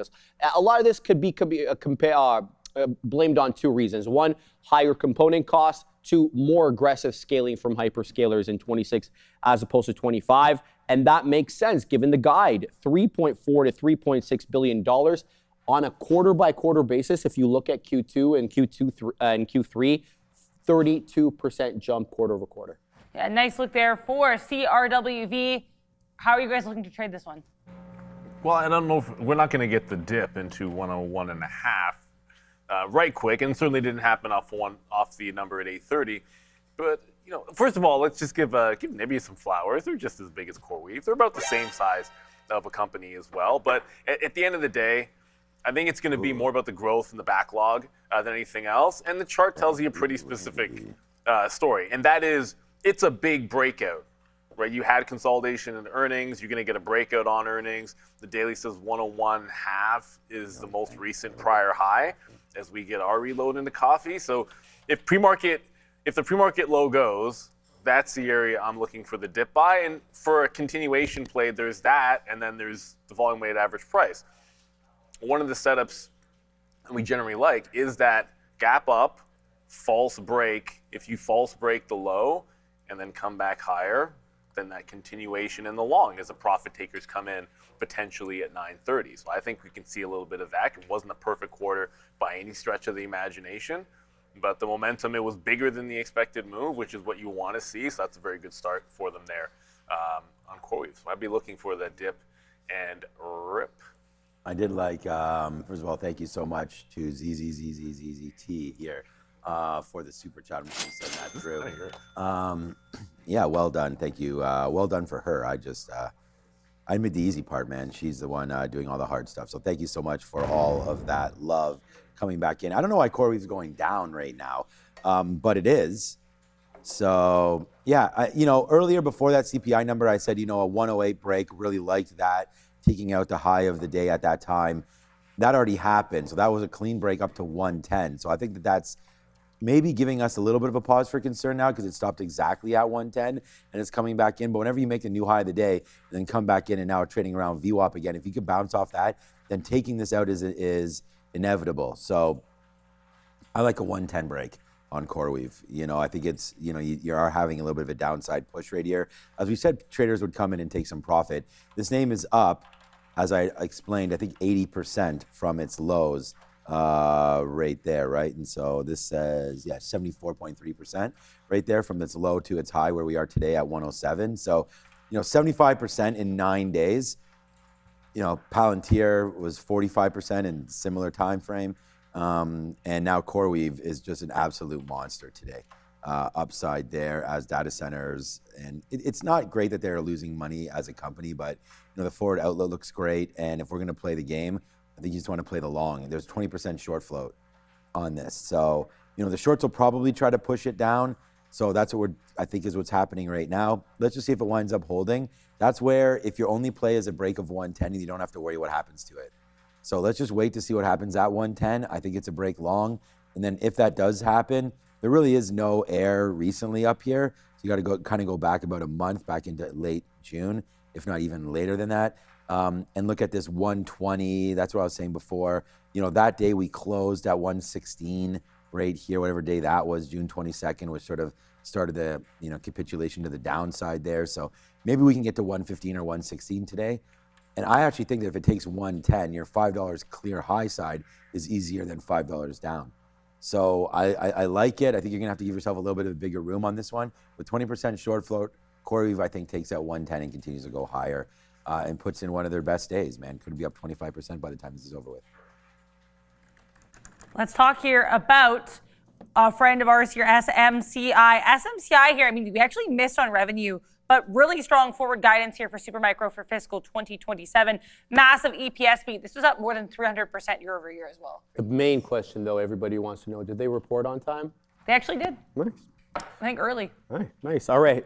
$1.70 in EPS, as Adira mentioned. That was just a huge beat. 92 pennies expected. Quarterly earnings came in towards revenue came in towards a lower end of the range, $11.1 billion, but gross margins did rebound nicely to 17.6%. And I want to talk a little bit about that because this is Q4 for them, by the way, kind of a weird system that they have here. Their fiscal year not really going with everybody else's. So 17.6% margins, that's up from 9.9% in Q3. So a nice jump there. And basically it was driven by what they're saying is a temporary shift towards a higher margin enterprise, as well as focusing more on the liquid-cooled data center building block solutions, which I guess they charge more for and make more money on.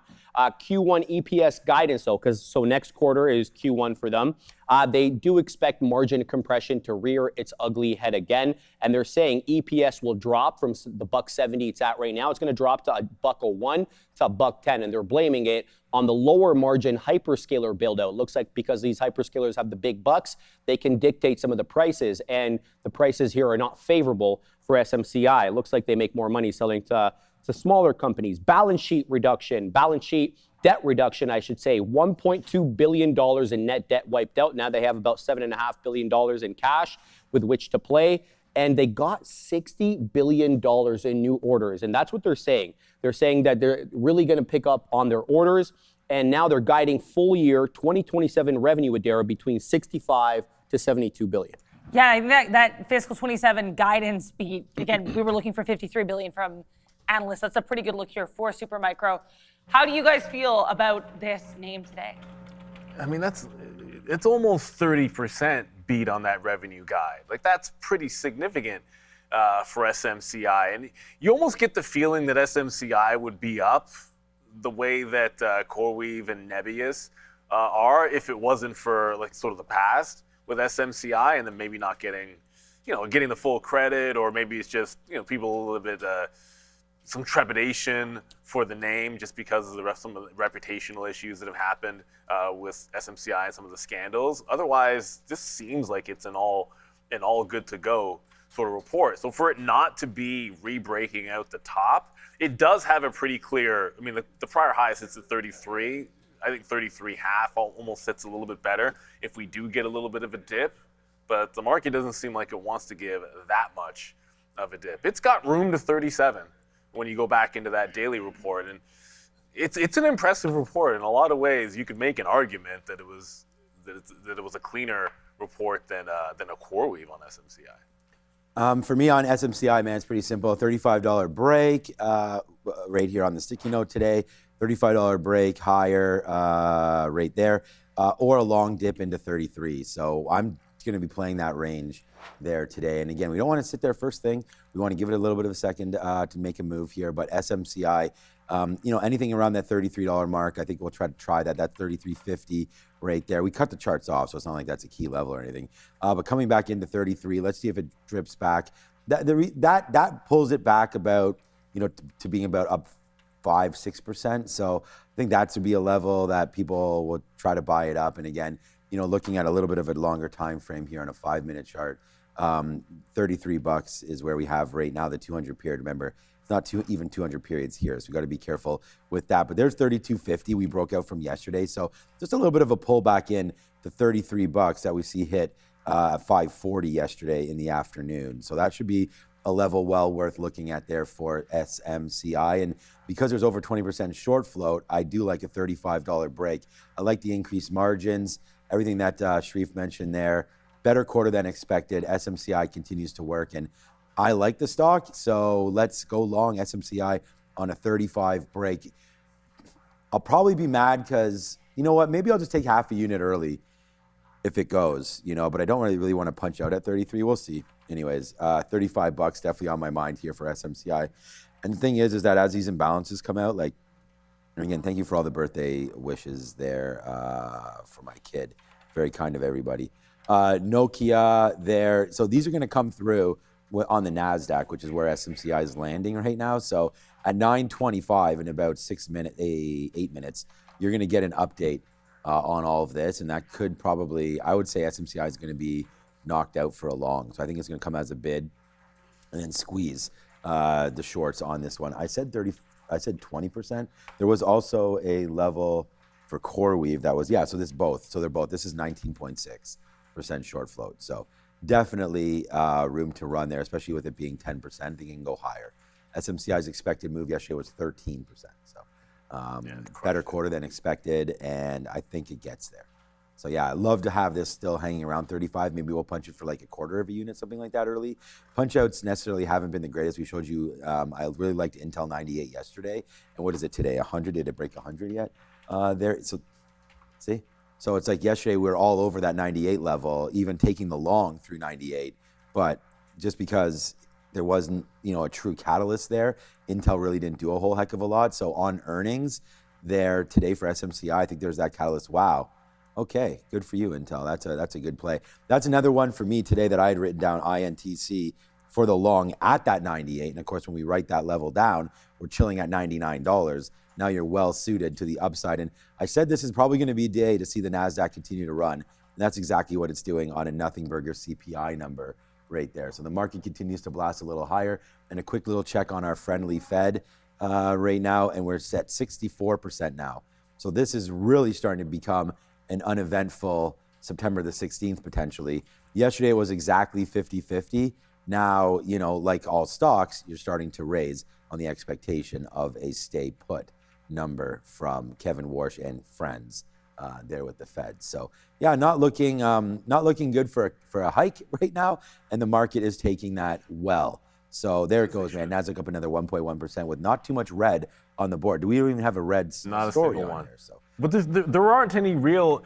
The things that are down aren't down because of a catalyst. Like Palantir was down a point, but there's no catalyst. Something, yeah. I'm sure there has to be some stock that has had a bad report somewhere, but not Nebius. No, not Nebius. Let's go talk about Nebius, even though it's a similar story to that of CoreWeave. Yeah, definitely not Nebius. I think it does bear its own discussion, though, Sean, because of how much it is up. And again, on its own, very strong earnings report. I was initially seeing that they missed EPS. Looks like on an adjusted basis, they beat EPS. They definitely beat revenue. Revenue up 450% year over year, Sharif.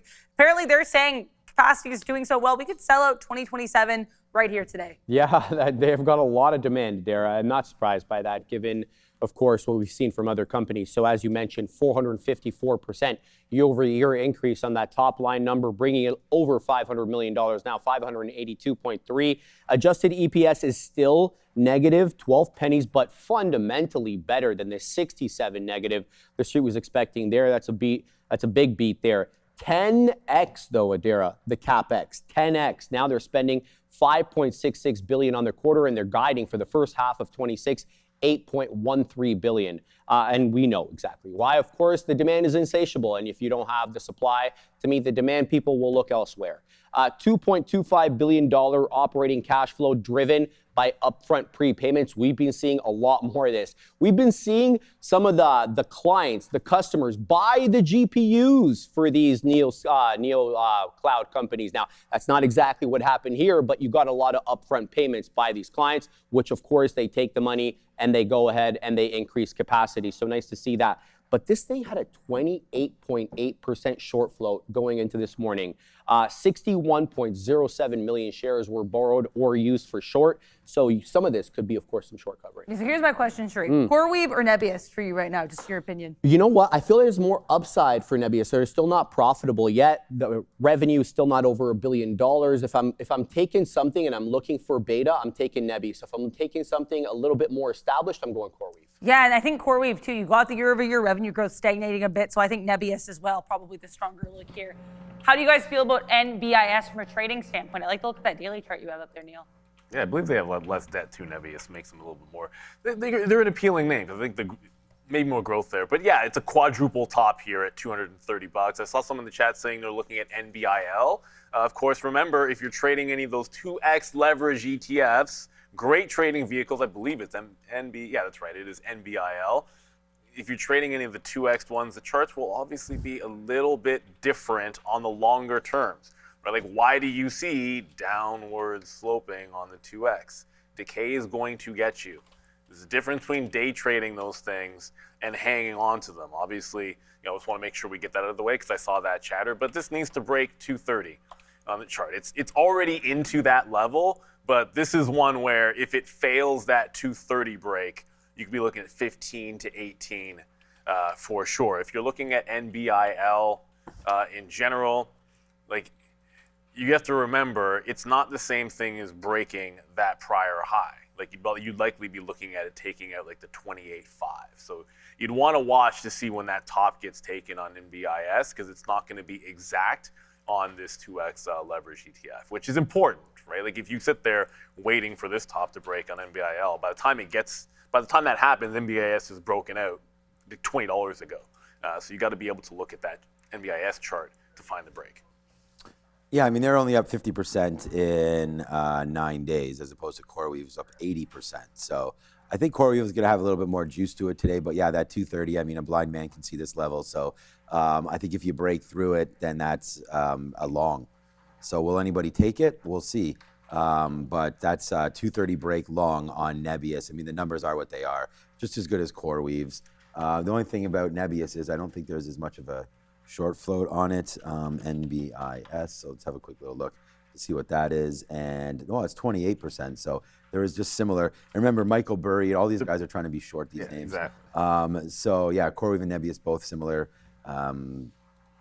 short floats. So yeah, it looks like you're about to get taken out here, 228, 230 long there on NBIS. I just prefer CoreWeave. I've already said that 110 area, I think, for a break on CRWV. So we'll have to watch that, see what happens if that breaks through. All right, an interesting story coming up with Oracle. What a run that name's been on. Let's go find out why. Actually, two interesting stories here with ORCL, and they both came out, I would say, within minutes of each other. So right before the bell, I believe, I remember mentioning this on the show, they announced this deal with Quantinuum, and then also a couple of minutes later, Business Insider reports they've got plans for more layoffs in certain segments.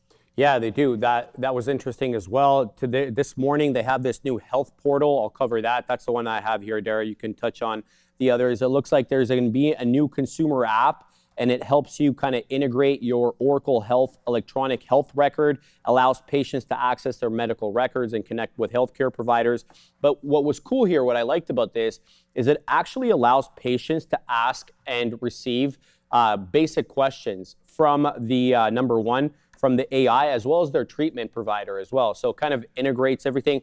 To me, this brings up a lot of privacy issues and how, this information is going to be housed, Adara. Yeah, so let's get into these other stories here because, again, right before the bell yesterday, Oracle and Quantinuum, multi-year partnership. They're basically going to be bringing Helios from Quantinuum over to the Oracle Cloud Infrastructure customers through the Quantum service for Oracle. Then again, Business Insider reporting that there's going to be another round of layoffs this month. Apparently, certain teams could actually face double-digit percentage cuts. So these are not insignificant layoffs, at least for the affected teams. When we get more details, of course, we'll keep you posted. But either way here, Oracle back above 150. Not a bad look. Not bad, but $150 it might be above. But one thing it's not above is the 50 period on the daily, which, all downward sloping.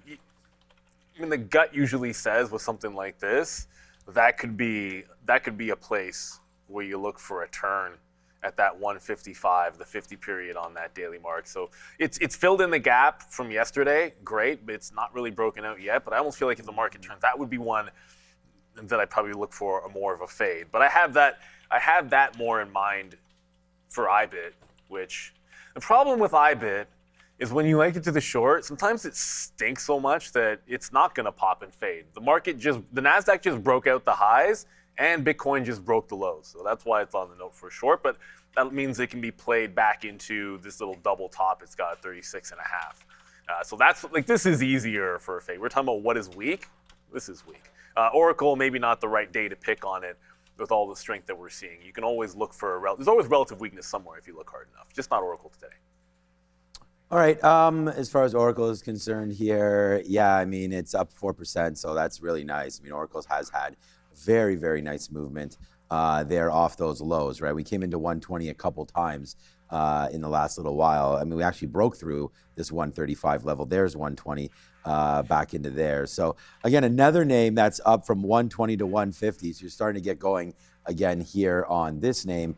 And I think it breaks. So I like Oracle. I like what they're talking about right here. A better buy zone for me would be, if you're looking longer term, 140 or so. If we do have a dip down, we're not going to get that today being up that 4%, but this looks like a good level that was held back in February, March, April, May, before eventually breaking again to 250. No one ever thought that was coming through. And then from 250 all the way back down to 115, and now back on its way up. I do think we need to break that 50 period moving average to get it really excited once again. And maybe even a switch from Oracle from the New York to the NASDAQ might be something to help them out. IBIT a sell. Other than that, there's Oracle with a buy, so nothing really going on. There's CoreWeave with a sell, so it's not really, doesn't really care about that, doesn't look like.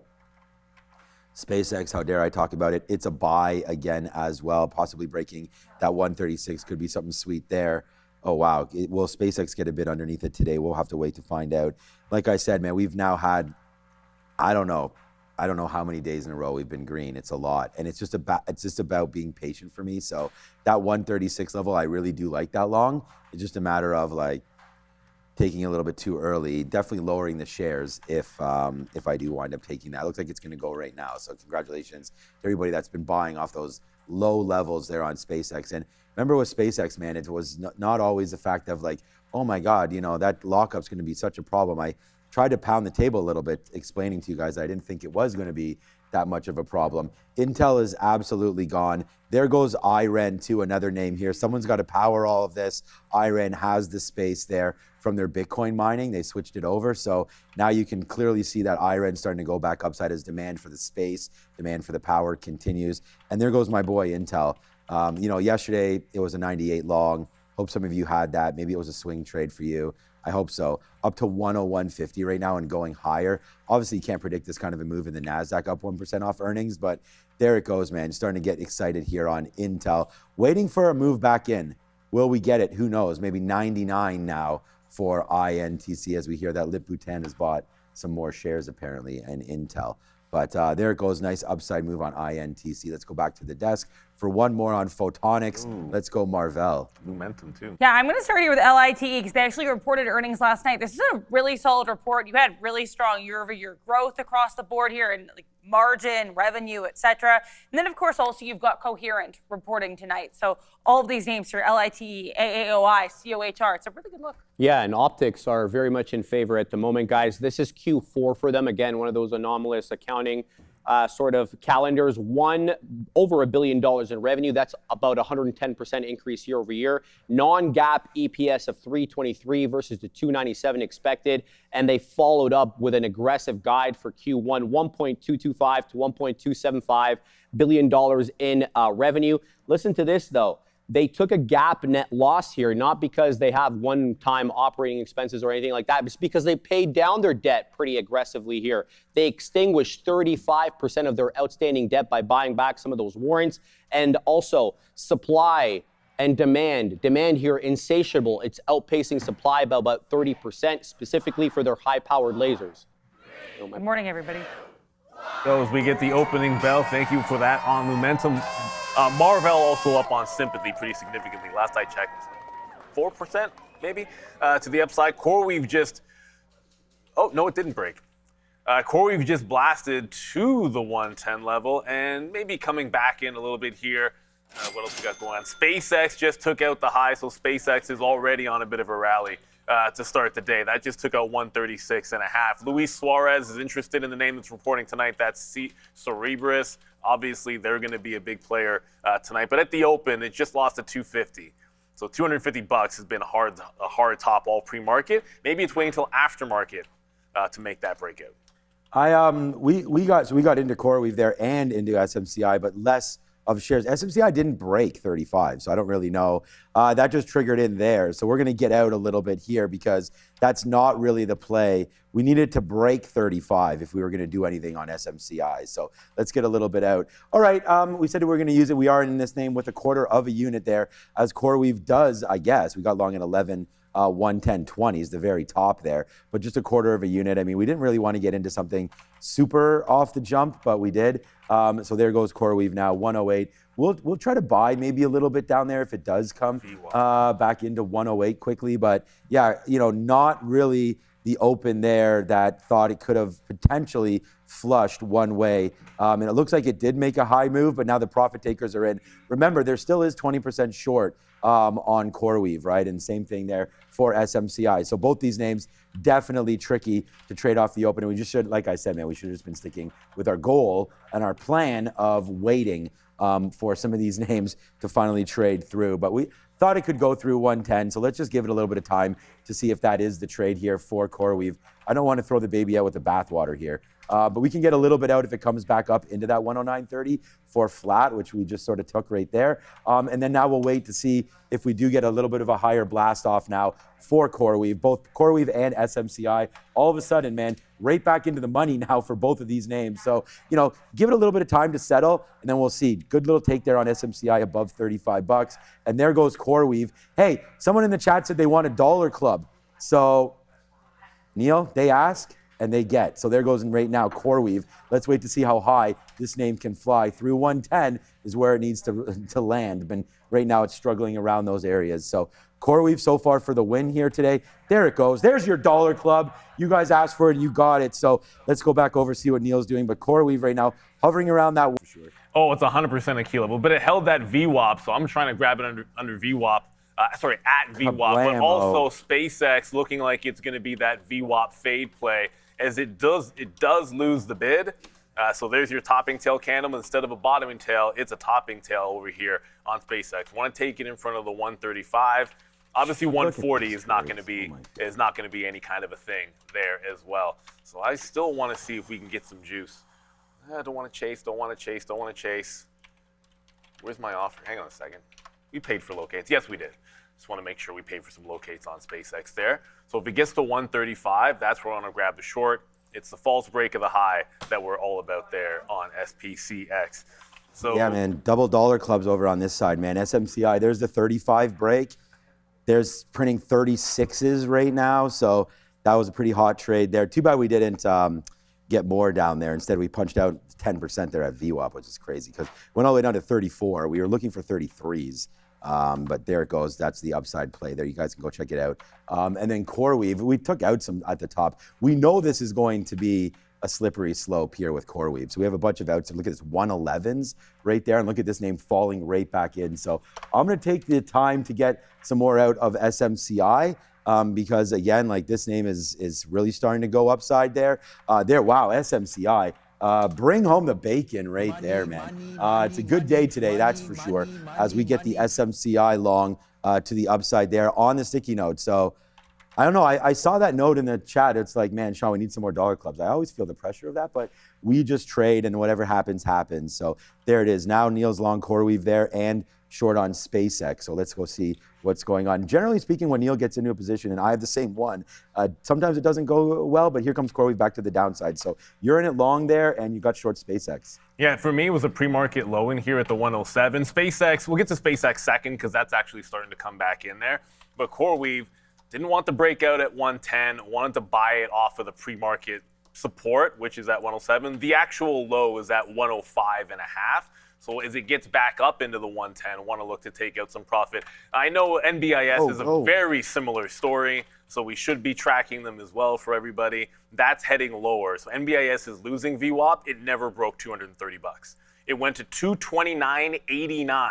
So the breakout play is still very much in effect for NBIS, or if you're looking at NBIL, that's the other way to look at it. Look at how, see this is SpaceX for you. You get short in front of 135, get printed off the lows almost instantly for 50 pennies, and then it's retaking that top. So if there's one thing I know about SpaceX, it's do not get trapped at the bottom.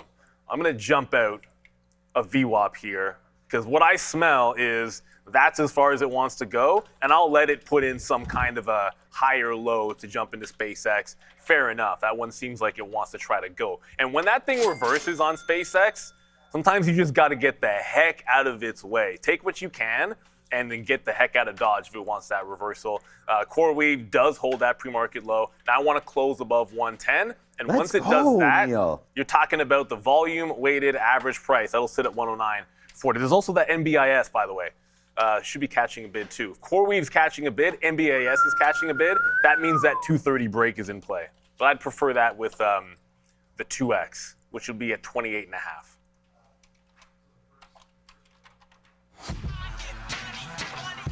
I get it. All right, there it goes, man. Crab boils for everybody. CoreWeave upside, SMCI. We're now $4 in the money on 2 trades. Like, we're focused, man. And there it goes. SMCI now $2 off of our bid. So, you know, we like the stock. We talked about it. Rewind this thing to 8 o'clock. You hear me talk about SMCI. We like that $35 level. Came in, had a little bit of a dip down, and we're like, oh, man, what have we done? And then all the way to the upside right there for SMCI and CoreWeave. Let's go, man. A couple dip buys there as well as CoreWeave continues to extend outside. And there it is, man. Look, man, it does take a little bit of balls to trade these stocks, and especially if you're, you know, trying to go for something there. So that was risky on CoreWeave. Like, that did have its upside down play there. Like, it was thinking about it, but we definitely like these levels. We buy it twice, and now we're getting out all the time. We have the lows and the highs right there of CoreWeave. It's just that 110 that started giving me the, you know, the runaround there. But all good, man. Long at 108 and change. And there it is. Thank you so much for that. No respect. And look, man, honestly, we talk about this all the time. We talked about it yesterday with Joe. We talked about it with Obi, Neil, everybody right there. If you don't have any, see ya. You know, you got to have some kind of a shot play every once in a while because, you know, sitting here pushing keys is definitely something that's fun to do. But, you know, if you put on too much risk at the wrong times, then this is not a very fun experience. But, you know, when it works, it works. And there we go, man. This is what it's about. You know, I think Joe said something yesterday, Neil. It's like, you're not sitting down here to do nothing. You know, we're sitting down here, put on some plays, make a little bit of cash. And look, sometimes it works for you, sometimes it doesn't. But when the board is really printing for you, you got to keep it going, right? You got to keep it going, keep those shares pumping, and keep your ideas flowing. So there it goes with CoreWeave. The other name, we didn't have too many halts there. This is an interesting one. Now just doing 2 million shares, HYLN. So that just halted, and then now it's down to 450 right there, HYLN. And just to talk about CoreWeave quickly, because we've been doing it, I'm almost out. I only have 20% left of SMCI, and then on CoreWeave, I have about 40% left. So we're trying to see what happens here as this goes to the upside. Do I not have Are you doing that because you need to go to you, Adara, or you got something in your throat? Okay. Okay. So everything's all good over there. Yeah, I wasn't sure either. No. Keep doing it. I just didn't know if Adara was clearing her throat like she's DJ Cool over there. That's exactly what it sounded like. There it goes now. So I just want to make sure that we weren't like ignoring Miss Adara in the back over there. So, but stand up, everybody. We talked about those stand-up desks. Congratulations, everybody that has this CoreWeave trade. Nice to see you had that one there with the nice SpaceX, and now we're watching out. Look at SpaceX now. Look at me now, America. When SpaceX tells you to get out of the way, you get the you know what out of the way on SpaceX. Like once it held the low, forget about it. That stock, it still might be in squeeze mode when it comes to SpaceX. And when you see that happen, you just got to understand, if you're short, you can like it, but you don't have to be in love with it. I have a trail at 110 that I almost might move. If we put in 2 back-to-back topping tail candles in here, I want to jump out and look for the low one more time. But there is one name that I didn't get, and I want to find the short here in IBIT. The NASDAQ is actually lower here.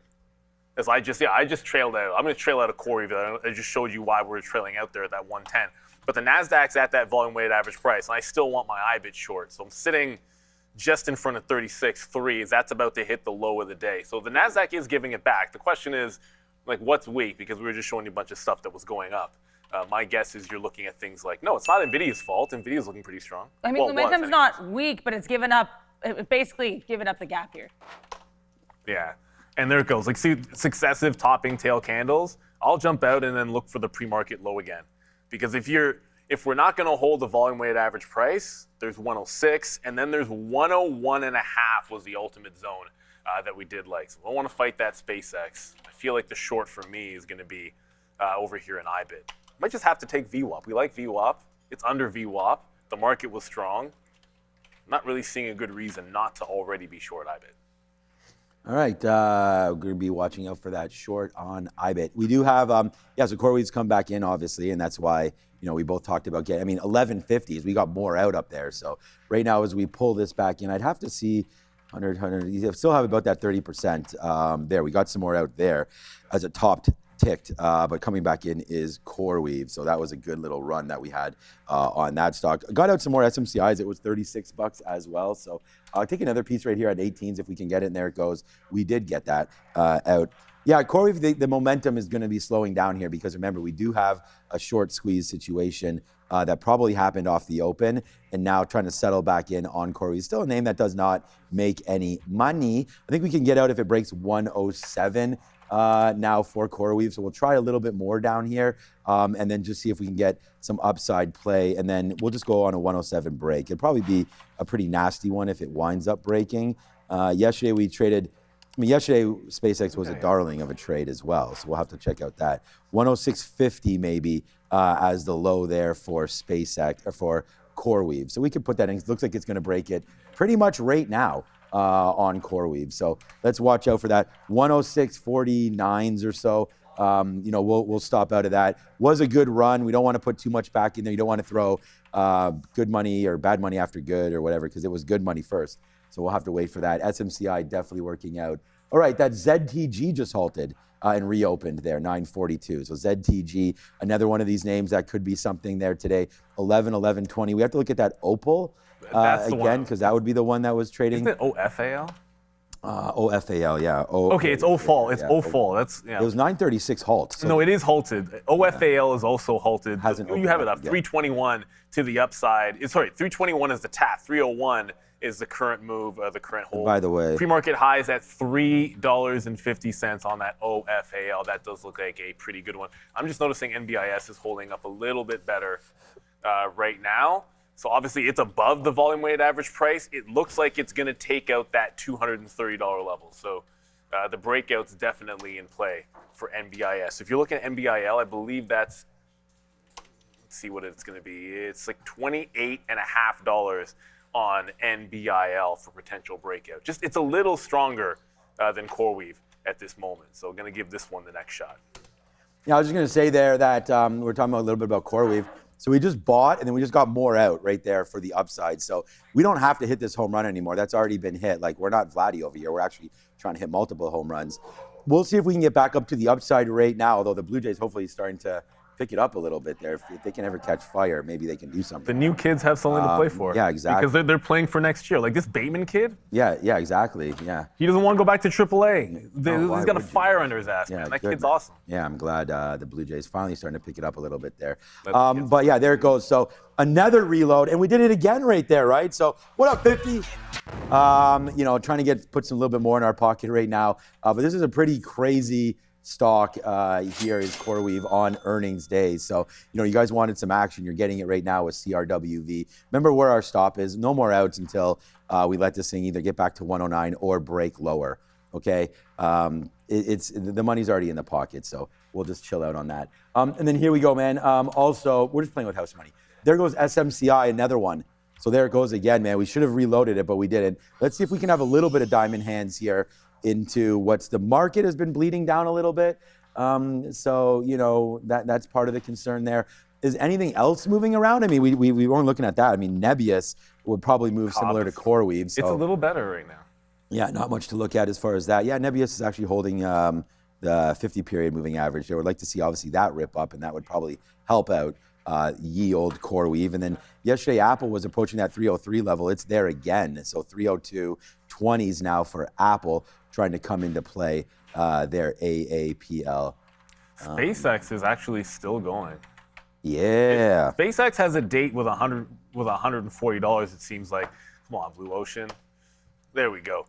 Yeah, like it's like ever since we got out of it, like look at it just slap through the volume weighted average price, and it doesn't even want anything left. Remember, 140 is not just, it's not an even dollar level, it's also the 50 period on the daily. So if it gets up there, I wrote that down as the other fade level. It was VWAP 140. I'm always like a VWAP style person, which does mean, whoops, I just type it. There we go. Type it twice. If we break out above this quarter mark, I'm going to jump out of IBIT, and we'll end up 1 for 3 on the day. But as you said, CoreWeave made its move, so we're happy with that one. And it might be NBIS as the next long.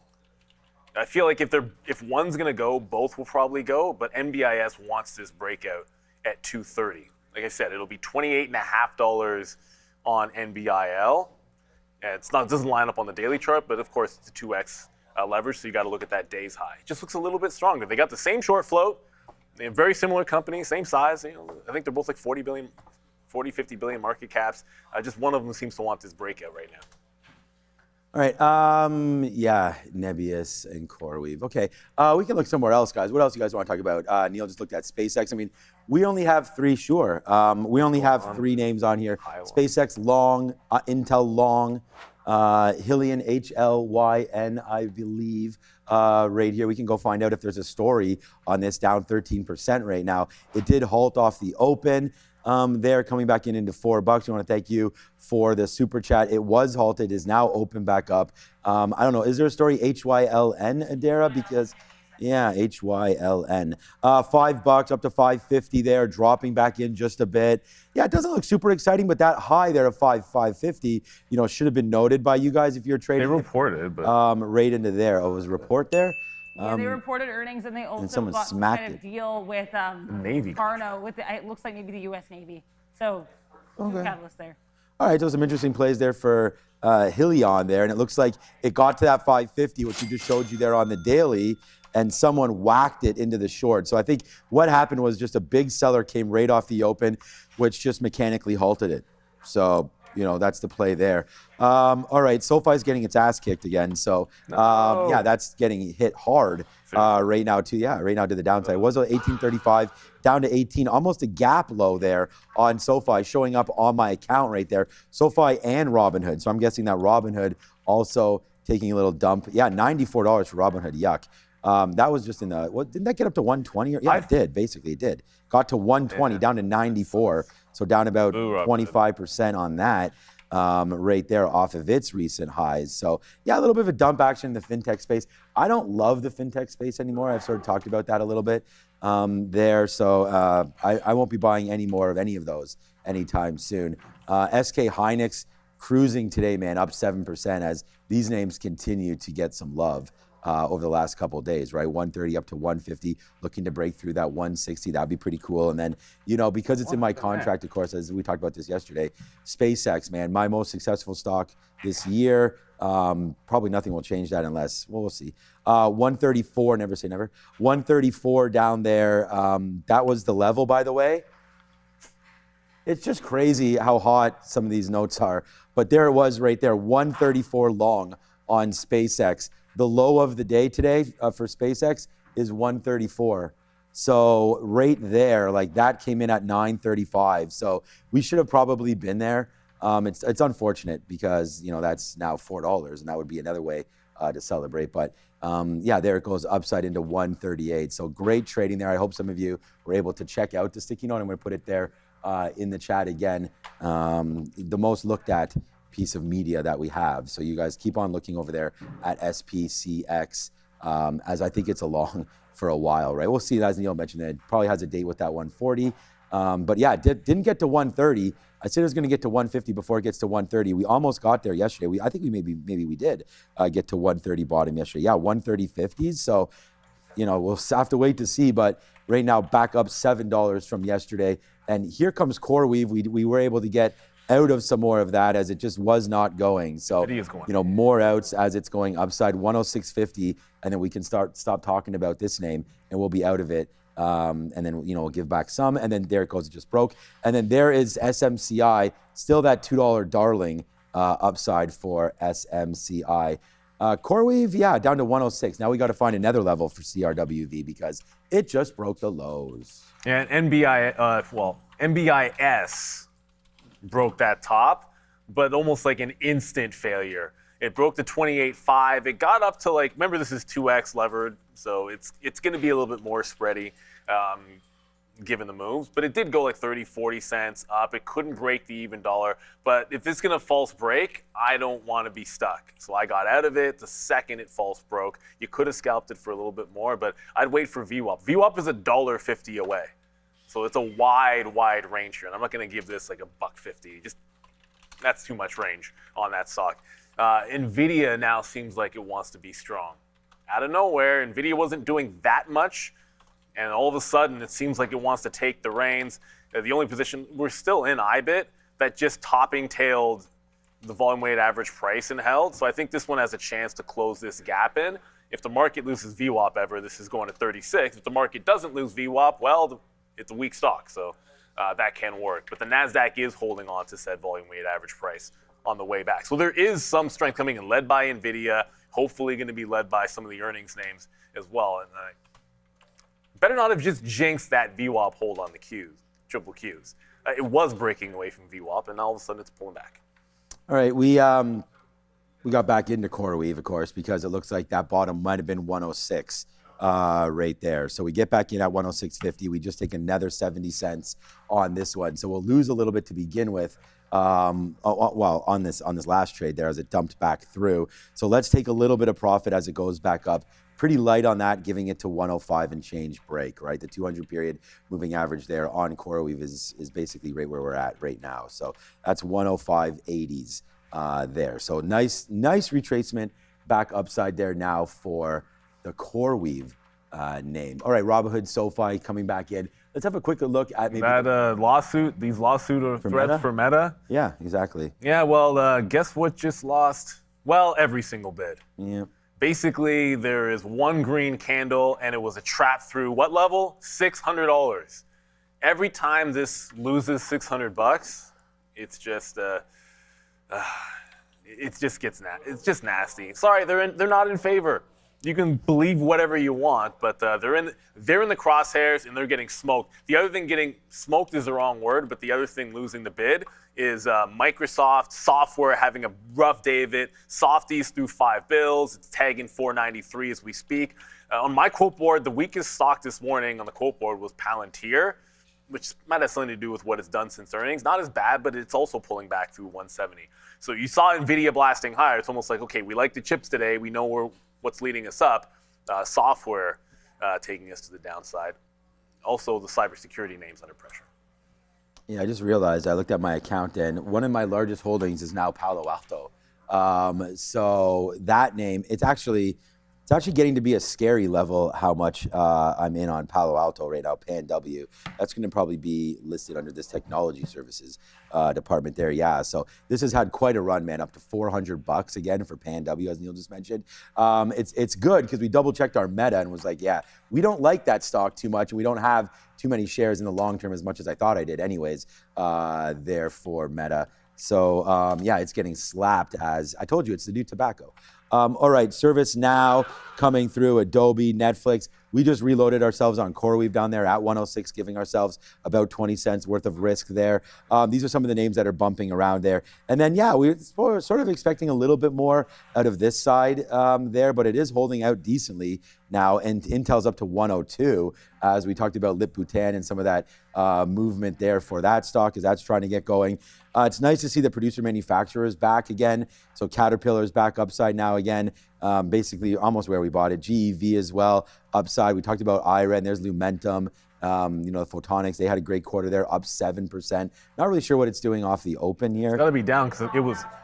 Yeah, it was like 9 before. Yeah, so now 7, so that's not great. Rejecting on VWAP, I just heard Adara say in the back there. We didn't look at oil at all this AM, but XOM down a little bit, CVX, Valero. So you know, in this space, there's not too much action. Most of it's over here. Financials, okay. Berkshire has been pretty hot recently, obviously, as we've indicated some of their love for the insurance business. Check out the KIE. There as a ETF, but Berkshire down 1%, Morgan up, which is nice. Goldman, so the two that I own, Goldman here and JP Morgan, pretty nice, and wherever Charles Schwab is in here somewhere as well. There's Robinhood, relatively flat, so maybe it's battled back a little bit, which is nice to see. But yeah, so far so good here on the day in the market. I mean, it's been a pretty uneventful open, maybe. It depends. I mean, it's been a good short right there off the jump. Now you're trying to deal with VWAP, so that's always the case there. And it's been a good one for the ES, but look at this. We're trying to break lows right now on the ES. So maybe the short is in play on the broader market while the NASDAQ is trying to hold some of these bids. And, you know, if you're wondering about what's going on CoreWeave here, same old, right? I'm just trying to massage right now. So we just get a good little bid there, trying to put some more love into this name. And right now, so far, so good on CoreWeave dip buys. But I think it's gonna break. I mean, NBIS might lose VWAP. Yeah, like these should already be going. So, you know, to sit in here and wait for it to break the lows is kind of silly. So if we do have some profit like we're doing, we're taking a little bit of it, and then just waiting. If it does break the lows here of 105.80, then we're out. So we're gonna watch out for Nvidia. And that could happen in one swoop, by the way. Meta just getting pummeled. Oh, SLV didn't get there. I liked SLV at 59. That might have. It did bounce, but it bounced at 59 and a third, and now back at VWAP. But it was NBIS that had the eyeballs on. If this loses VWAP, you know, it's an obvious to say the pre-market lows. But that's like $12 lower, and that could be in play. If we lose the volume-weighted average price, it's a bit of a gap fill. So I'm glad we got out of NBIL we were trading, just to quickly show you. That was a false break. It needs to hold on to this volume-weighted average price. IBIT's resisting the low. I think the good thing there is, as I mentioned, silver is strong. Gold, relatively speaking. Like, look at gold. Like, gold is almost back at the high. So the metals are good. I like the fact that if you're short IBIT, the metals are going, and the market's trying to catch a bid, and it's still hanging off of that low of the day. But it might be Nvidia that needs to do some work to drag the market higher. This seems like it's the strongest. Right now, I'm looking pretty squarely at NBIS at VWAP via NBIL. It looks like it wants to hold that volume-weighted average price. So instead of holding the breakout trade to there, just going to look for the close above and then try to grab something in front of this 27. Yeah, big celebratory moment for Joe, for Adara. Good job so far today. Adara's on momentum, and Joe has been trading Zetri, T-triple-Qs. Everybody loving Joe. Okay, so just quickly here as well as we continue to watch out for some of these stocks that have been halting back and forth. VBIO up 300%, halt, all the way to the upside. VBIO continuing its move higher right now. And look where we halted, right into some key levels there for VBIO, a relatively new name. I'm not even sure what this is. It is called Valian Bio. So they're starting to go back up to the upside. No recent splits or anything like that, but there it goes up to 130 and halted right now on back-to-back jacks. Come on, CoreWeave, man, we're almost in the dollar club again on that name. All right, OFAL, man, that one opened and fell. OFAL to the downside there on OFA Group, 355, 360. Bunch of halts, thank you, Dara. 1, 2, 3, 4 halts right now. It looks like this last one may get us into that 320 market. But remember, we already talked about this name at 350 and that was a good level there. It goes back a couple months into 350 right there. And by a couple months, I mean last year at this time in July. What's up with Hey, remind me next July that I should buy some OFAL, because it happened right there again as well. So there it goes, OFAL on the way up side on that one. OFAL is and awful. then ZTG, yeah, there it is. What's up? Boom goes OFAL. So you are right about that one. But there goes ZTG trying to halt around. All right, man. CoreWeave about at that dollar. We're going to wait to see what winds up happening here with that stock. But so far, so good here today on the show. And it's about to get a lot better because we're going back to the big desk with Miss Adara.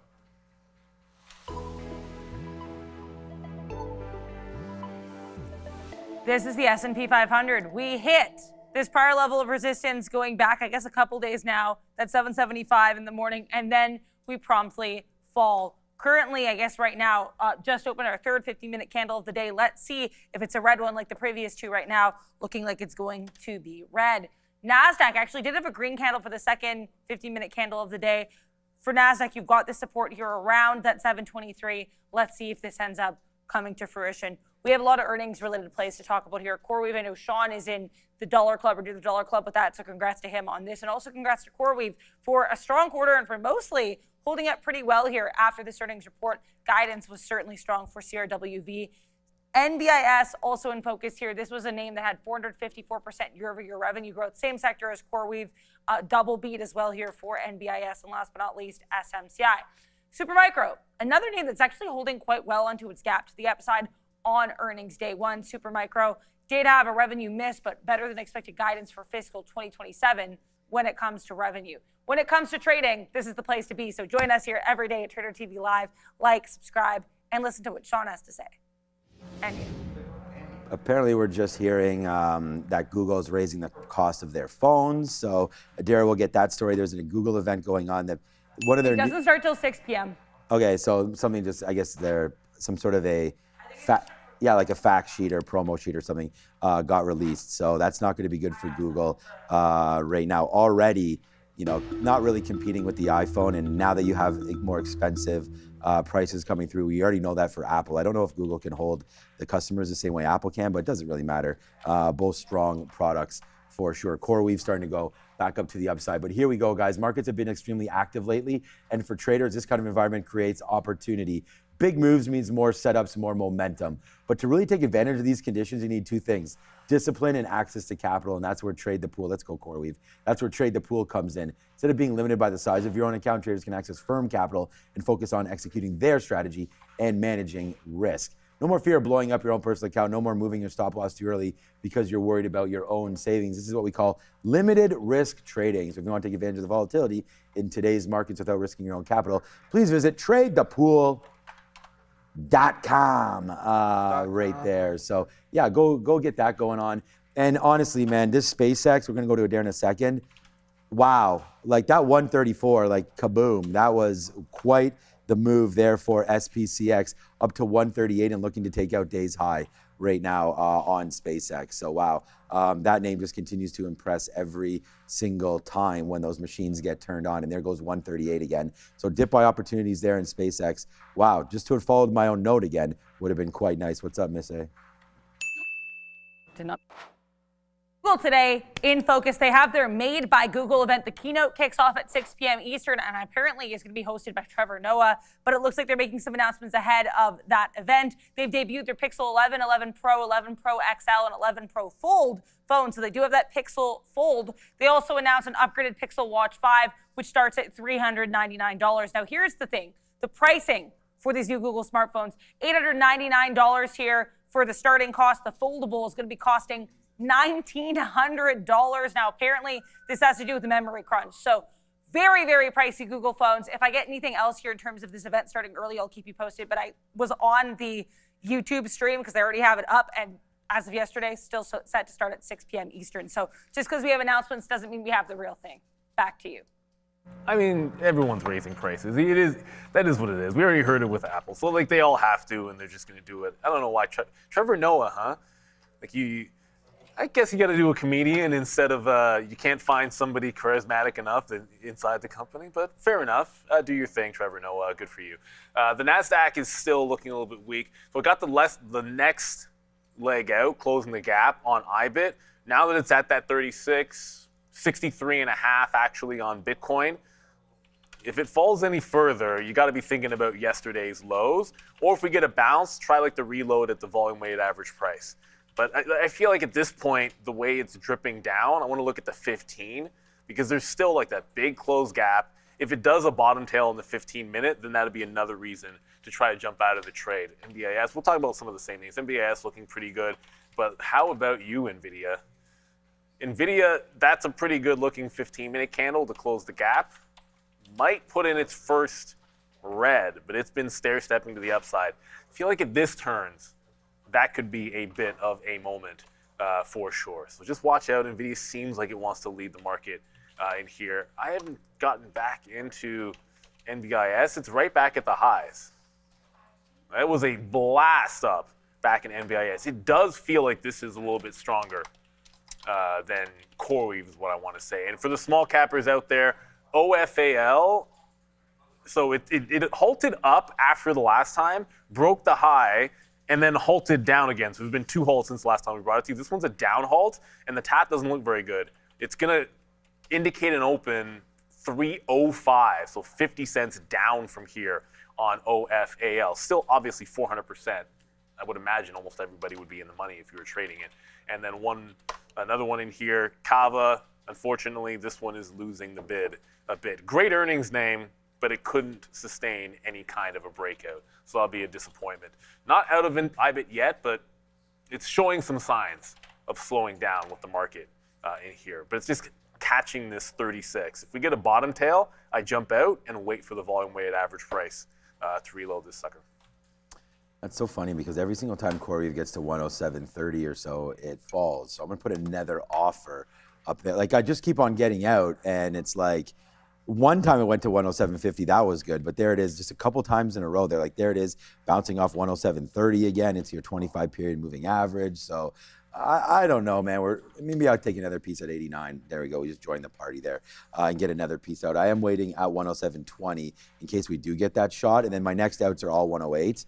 And then hopefully 108.50, and then we can see if we can get a little mature after that and get back up there to the upside. There it goes, break. Okay, good. So now I'm sitting at 107.20. This is what happened last time, man. It broke like this. It got excited, then it just got whacked down $1. Like the last time it was there, it went whoosh, right back down in. So, did we get that? No, we missed it again. See, we missed that 107.20. Went to 107.18 there. But yeah, I don't know. One more little whoosh to the upside there and get us out, and then we'll hold a quarter of this position left on CoreWeave and hopefully, get that big winner that we're all looking for one more time. I mean, it's $1 in the money right now. I mean, if you want to take that, you take that. But right now, give me that 107.20 there on CoreWeave. Hopefully it comes through. All right, so $1. I mean, I'm thinking about SMCI here. Did have a nice little move down. Let's go to 36.20s or so and get a piece out there. Go to 36.10. We only have 5% left on SMCI. There goes CoreWeave. Thank you. Hopefully now we can get back up to the upside on that one. VBIO, the name that's been halting around, looks like it's now open. So there goes VBIO. 130 take, break higher on this name. There it goes. It's going to halt right now at 117. Is it worth taking it? I don't know. I mean, it's just been back and forth at these levels. So I think, a much better look there is $1. So, and then CoreWeave failed again at 107.50, by the way. Much better take there for the dollar level, but yeah, right, nice little halt up now. The tap is right where it closed right now at 118. So I'm gonna take another offer on CoreWeave, but there's VBIO open and halted. RMCF. Yes. Yeah, halt. This is a good one. The next halt might be something good. Best company name ever. RMCF. Rocky Mountain Chocolate Factory. I was gonna say Royal Military Canadian something. Rocky Mountain. Yeah. Royal Military Canadian, or it should be RCM. Yeah, then we'll be a little bit CNP closer. is the Royal Canadian. But you had me at chocolate. A better deal than getting chocolate, everybody, because cocoa prices are going up. They are. So a much more reasonable deal if you want to catch some kind of a deal is that if you're a member here, a Trader TV Live members get Sharif's morning research note every day. And it's about 25 cents per trading day. $5 a month, $4.99. You get members only videos, you get posts, custom emojis, loyalty badges. And just to give you an idea of what is in that morning note, like, it's how many pages is it? 12 pages today. You've got Lumentum. Maybe you didn't get a chance to look at these guys, but earnings for Lumentum's in there, some technical levels, what the story is. Unfortunately, the negative news for Meta, and they're getting pumped down a little bit here as well. So $5, $4.99 a month. You really can't go wrong. All you have to do is become a member. We want to thank everybody that already is a member. Thank those that are gifting membership. It's a great way to pay it forward, and we think is a fantastic community, the best trading community out there. So shout out to you guys. We appreciate you. Oh, RCMF, that might lose VWAP. I might pay for locates here. This one, yeah, we don't have shorts. I might pay for locates. This is multiple halts up, breaking out kind of tried to break out this 2 level and failed it. If it loses this support under 145 under VWAP, that seems like that continuation short play. And then you have an obvious level to try to play it to, like that dollar where you almost expect to bounce. Look how clean this is. The dollar break was great on this at 7.15. We weren't looking at it at the time, but congrats if you were. In the pre-market, I'm going to pay for locates. This feels like if it loses 145 and halts down would be even better. But for now, the Bulls have got this one. Yeah, the Bulls look like they got CoreWeave again, so let's go 50. All right, there goes. We just got our 107.80s right there. So this is now $1.50 in the money. SMCI is $1 in the money. Neil with that IBIT trade. Let's have a look at something else going on right now. BMGL just halted. That doesn't look like that's anything. There, just quickly, VBIO not open. Yes, CoreWeave just takes 8. I'm waiting at 108.40s. But you know what? Do we even need to get... all right, I'll take some right now there. Punch out, cancel my 40s. I just took a 20 fill there. It's right at VWAP. I was literally sitting at VWAP, but I'd hate for this to go on a $2 run right there, right? Because we like $2.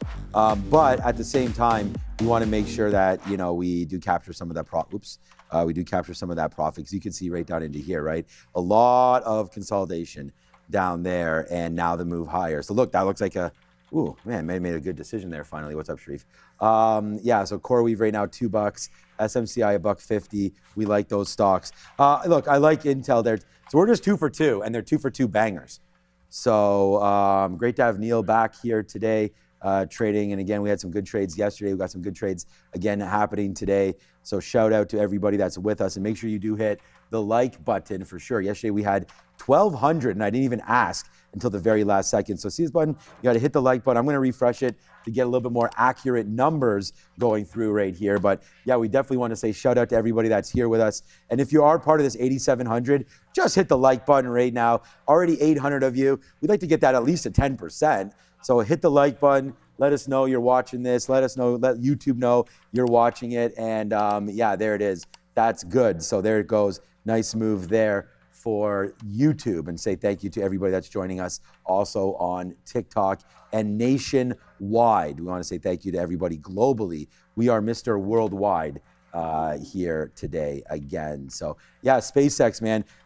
You won't, I mean, whatever, it's believable because we wrote it down, but there goes SpaceX there again. We wrote down 130 the day before and missed it. This one, no real excuse. We have 134 written down on the sticky note flat, and it came right into that level and then just blasted higher. So SpaceX there, great little long if you're able to get it. Congratulations if you did check that out and you believed in it. So, but the trust is amazing, but that was a great level there. And hopefully now it comes back in. And, why is it a great level? We sort of showed you a little bit, sort of showed you a little bit from its pre-market there. And then this zone, I mean, look, could have it dipped down 50 cents? Yeah. But I like that 134 hold that we had yesterday before we wound up breaking down. So with SpaceX kind of being up with a strong move there overnight, just like the dip buy.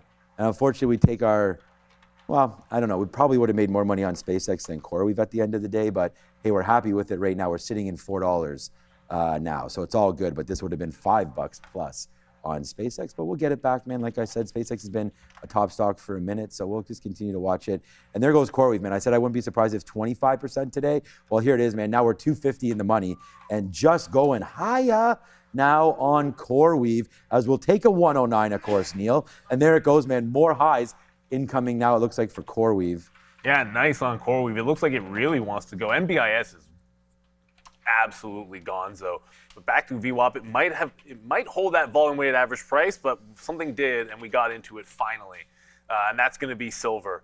So I like silver at 59, but it doesn't matter. It didn't get there, so the first available was going to be a breakaway on VWAP. It couldn't quite do it here, but now it's putting in that break above VWAP. Lots of room to be able to get to 60 and a quarter, which would be the top on SLV.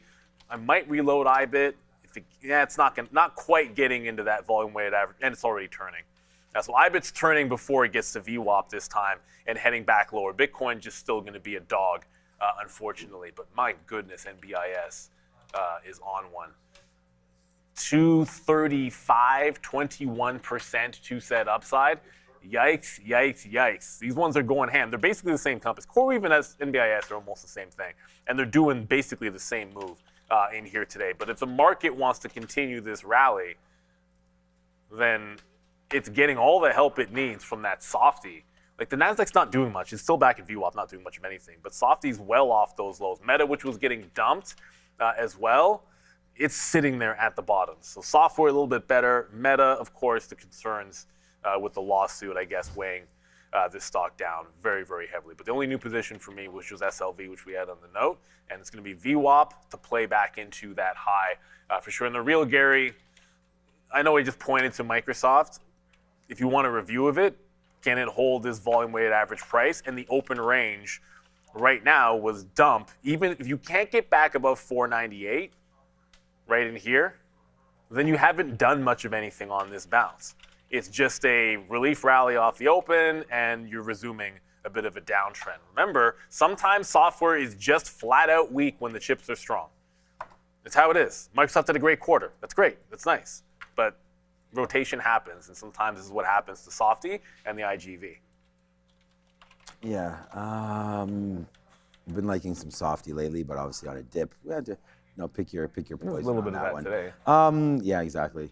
So, all right, man, we are still working with fire here, I think, with CoreWeave. So let's look at something that might be that RMCF halts down right now. So it's tapping out at 140. CoreWeave now $3. SMCI. SMCI, again, like, I just put the note in there. The one thing we did have for SMCI, of course, was a 35 break long. Problem is it happens early, and for some reason we got, I don't know if it went up and then down, and I don't know, that was a little strange there, but we hold on to it, and there it goes blasting off. It takes about 3 minutes before SMCI takes off, so long at 35, an out rate there off of, again, this little play. So go check it out. And I also wrote down everything can change with CPI, because we wrote down these levels before, but nothing did change with CPI. If anything, we got a little bit stronger. Let's have a check on the Fed right now. Refresh this and see where we're at. It was 50-50 pre number today. Now it's 60-40 in the favor of a rate stabilization come September the 16th. Lock.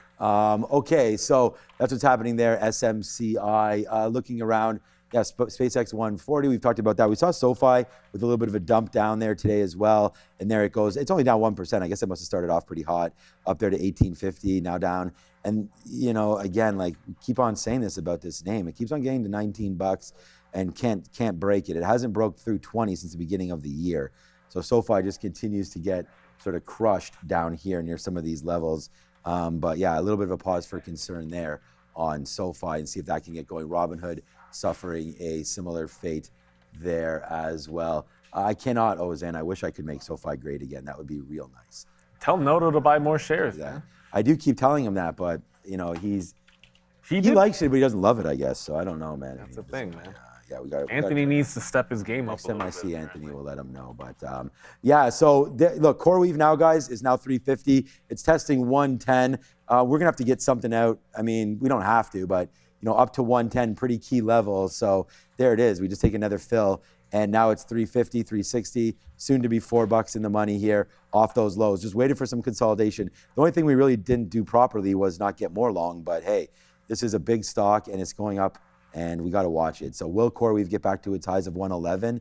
I guess we'll soon see. That's just moments away until we're going to get that answer. But right now, CoreWeave working to the upside as well. Cerberus reports tonight. So, you know, if you're looking for another name that could possibly go CoreWeave NBIS style, it's going to be Cerberus. So we'll have to watch out to see what happens with them tonight, up 6% already. Yeah, they had a good breakout on the daily. Well, it's not there yet. 250. Oh, right at today's high would be the break. 254-ish. 53 the high, 54 the breakout level for Cerberus. And then you can start thinking about the IPO, unfortunately. It was a good IPO for a trade. It obviously wasn't a very good IPO if you happen to hold it, but it's making that little U-shaped recovery that everybody likes. We got a super chat that I just heard. If we can throw it up. I didn't see one, but if we have one, we can throw it up there. Unless we missed a super chat. Okay.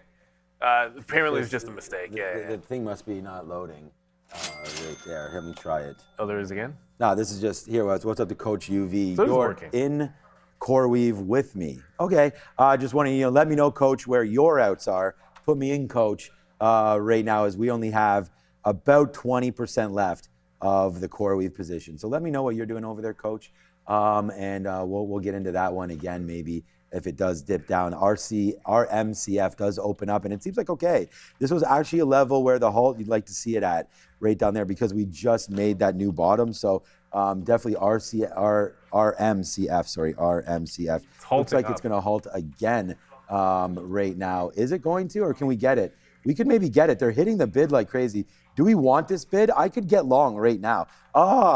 Okay, let's wait to see. I definitely could have taken that long right there at 162. So let's just judge where this thing is going to open up. I don't know. It doesn't look like it has enough juice to really to do anything, but RMCF, we could have just bid that 62s, and we did try. Well, we didn't try, but we were right on there, and I'm confident that we could have got it, but we just didn't hit that one. So there it goes, RMCF, trying its best to go higher. BMGL, another one that's not doing anything. That VBIO has opened back up, and unfortunately now it's through $1, so that's not good for that stock. No. And then OFAL has, like I said before, it had OFAL down to the downside, and now it's OFALing again.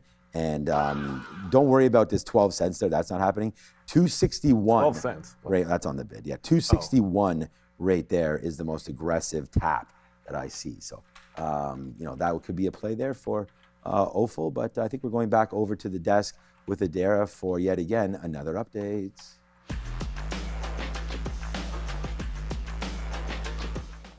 It's small cap time, guys. OFAL, or OFAL as it's been referred to. The company's name is OFA Group. Couldn't find too much on this.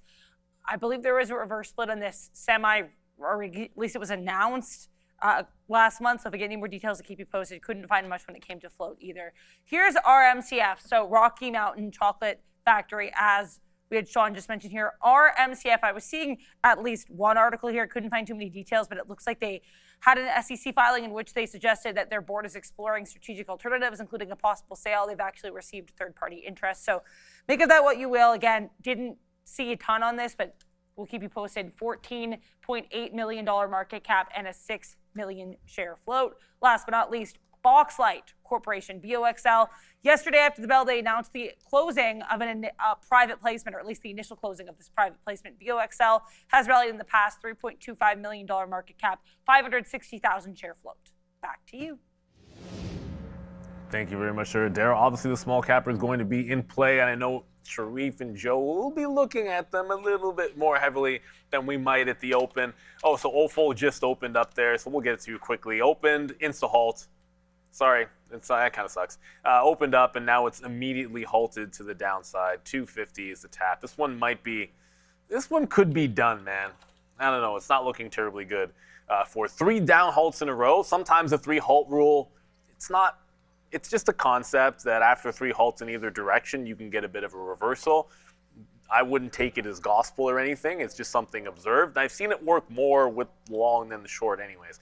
I still haven't found a reload in Bitcoin or IBIT. I was looking for that VWAP and wasn't able to quite get there. So we'll just continue to hold it, see if we can't get that low. If we double tap 36 on IBIT, whatever that works out to on Bitcoin, I think it's like whatever, doesn't really matter. If it double taps it and makes a double bottom, I'll probably just take the profit and get out of that. But we're starting to come back. So the SLV gave me that second fill in front of the volume weighted average price. If it loses VWAP, it's an easy out. We want to play that back into the high. But you're very, very,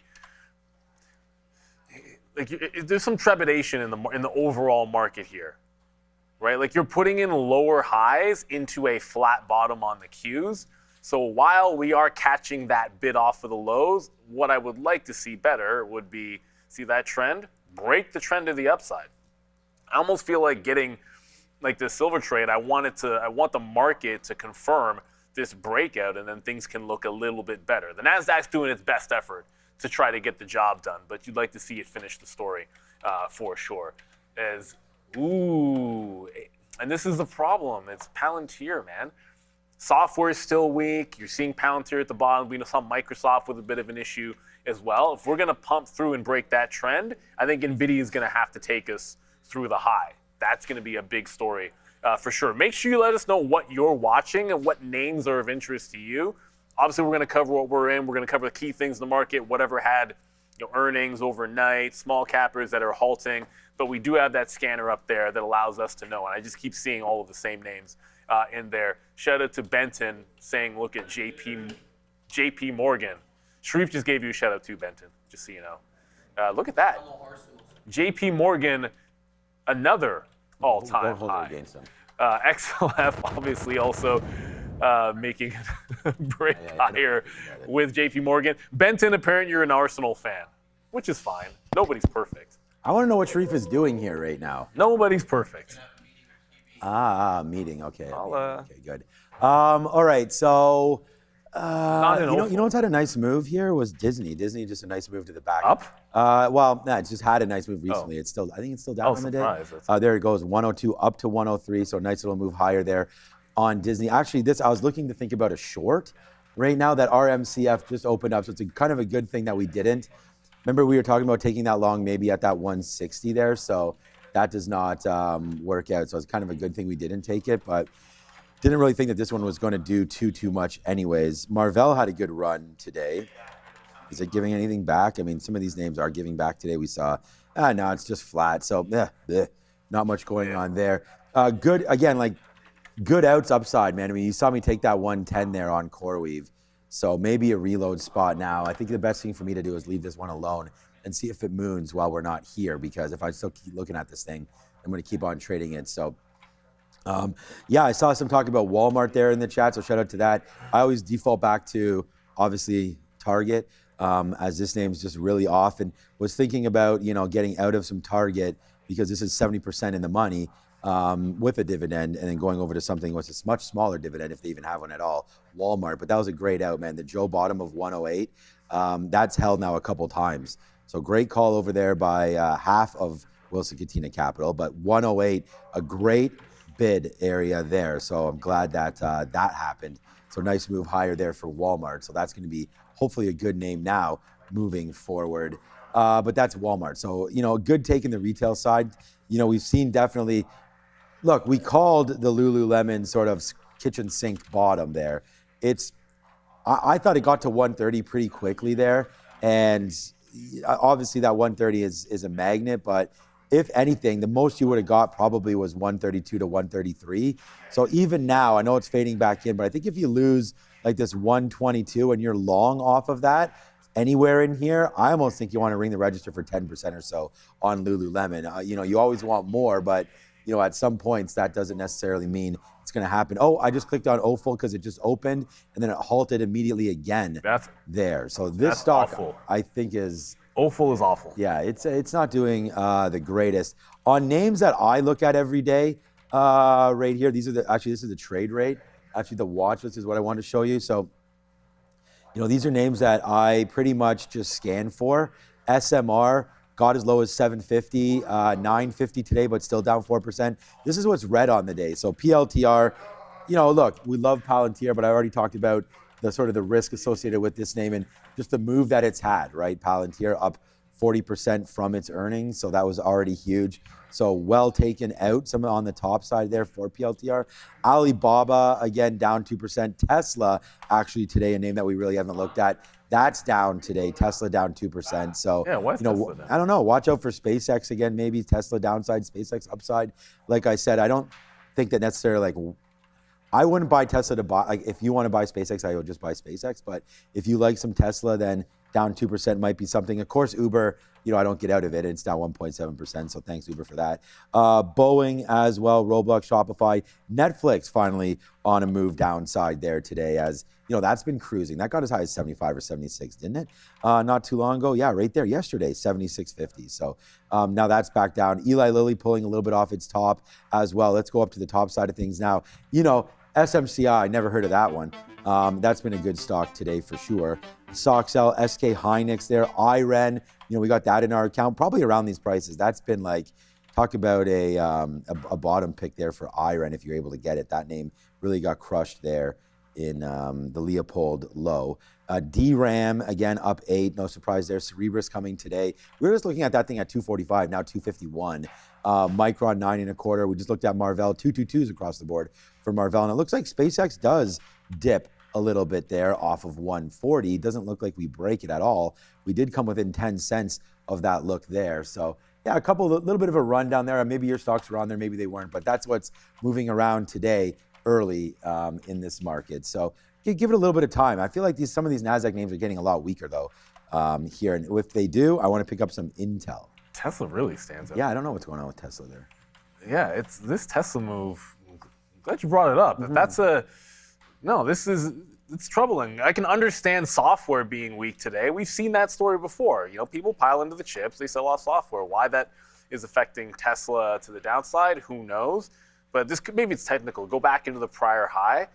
Man, when you look at it, hindsight's going to be 2020, but that was a pretty good topping tail at 335. And then it does a false break at 335. Maybe the first green candle on the 15-minute could be the way to go with this sucker.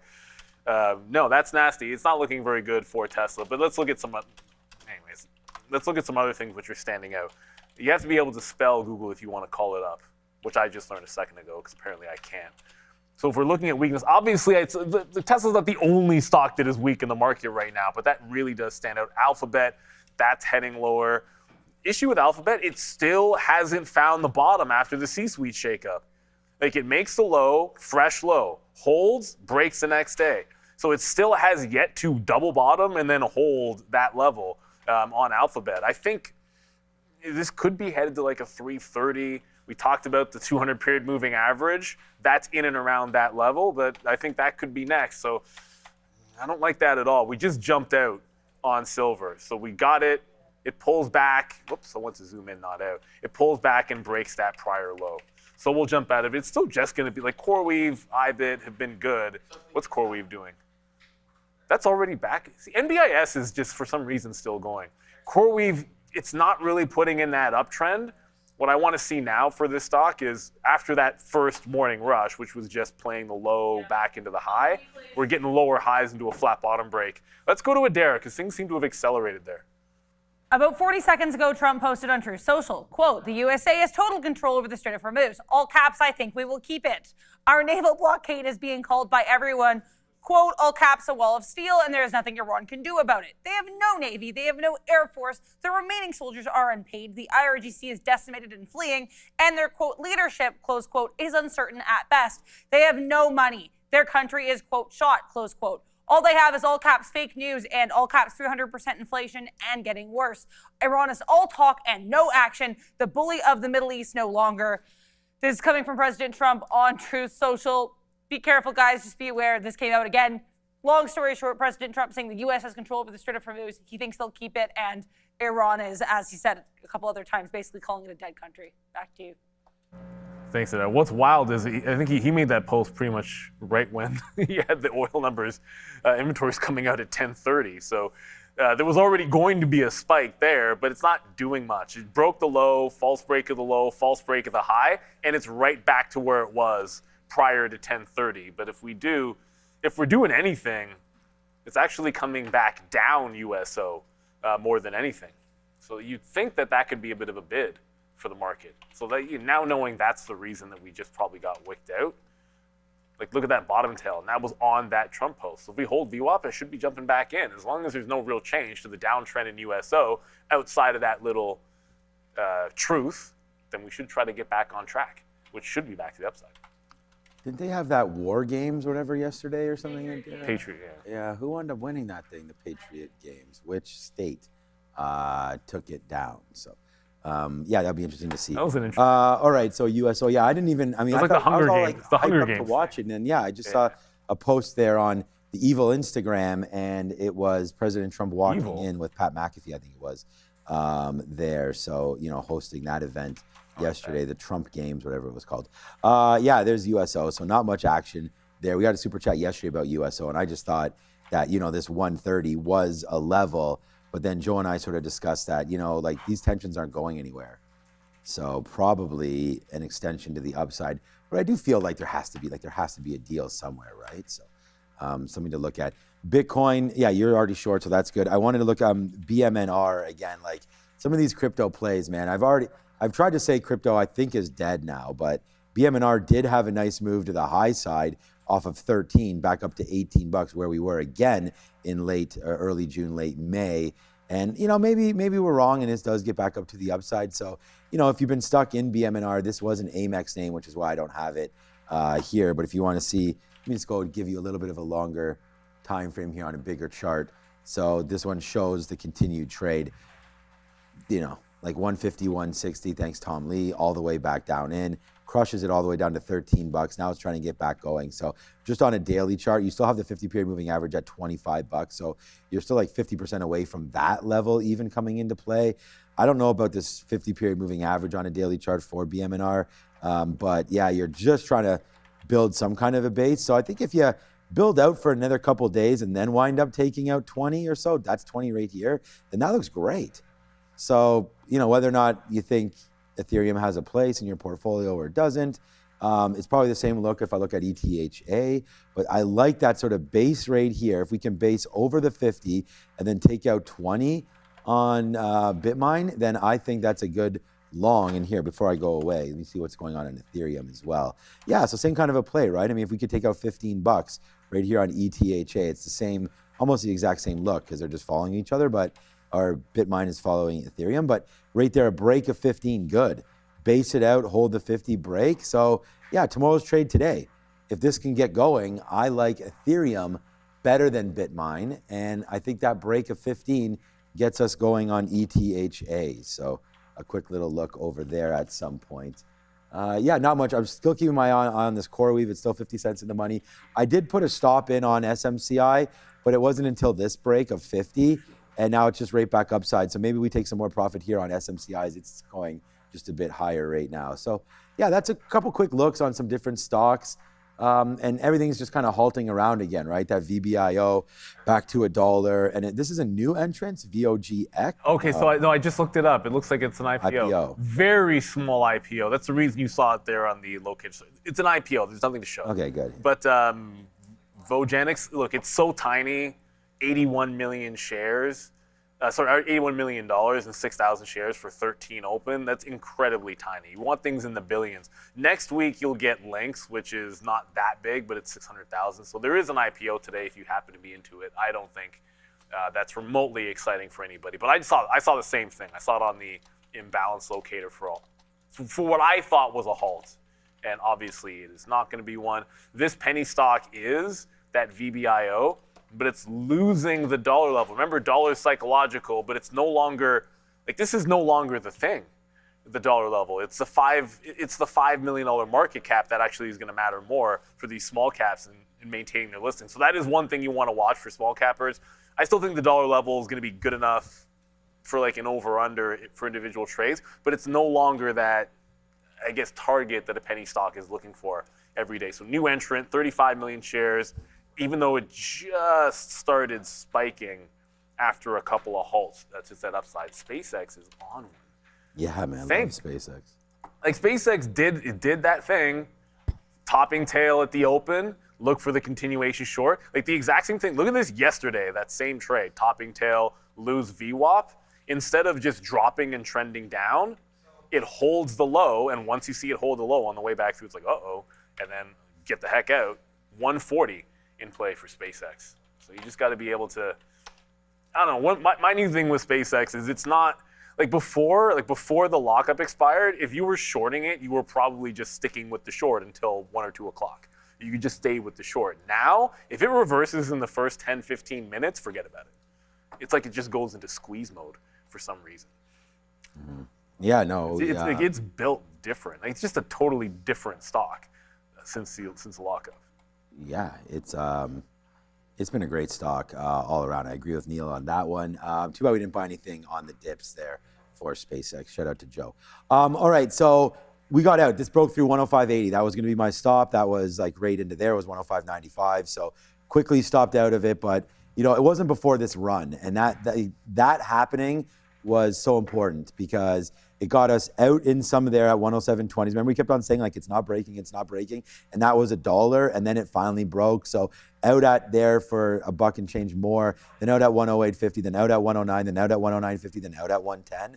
So for it to come back in and take a small hit, definitely worth it there on CoreWeave. So glad that trade seems to be working out for the short now. For those of you looking at it, remember there is that extreme short float of 20-something%. You know what? I'm going to buy just a little bit more to test it here because that low was 105.50. So we want to give it that shot again. I'm just trying to play odds. We're with house money now. So if every single time, if it's going to give us that little wick bottom, let's see if it has the juice to get back to the upside. And if it doesn't and it fails right there, then we can get out. I'm going to use 105 as my out, buy a little bit more downside at 105.50. So we're just going to keep doing what we're doing. Look at this, see? So now it's going right back to the upside. So I'm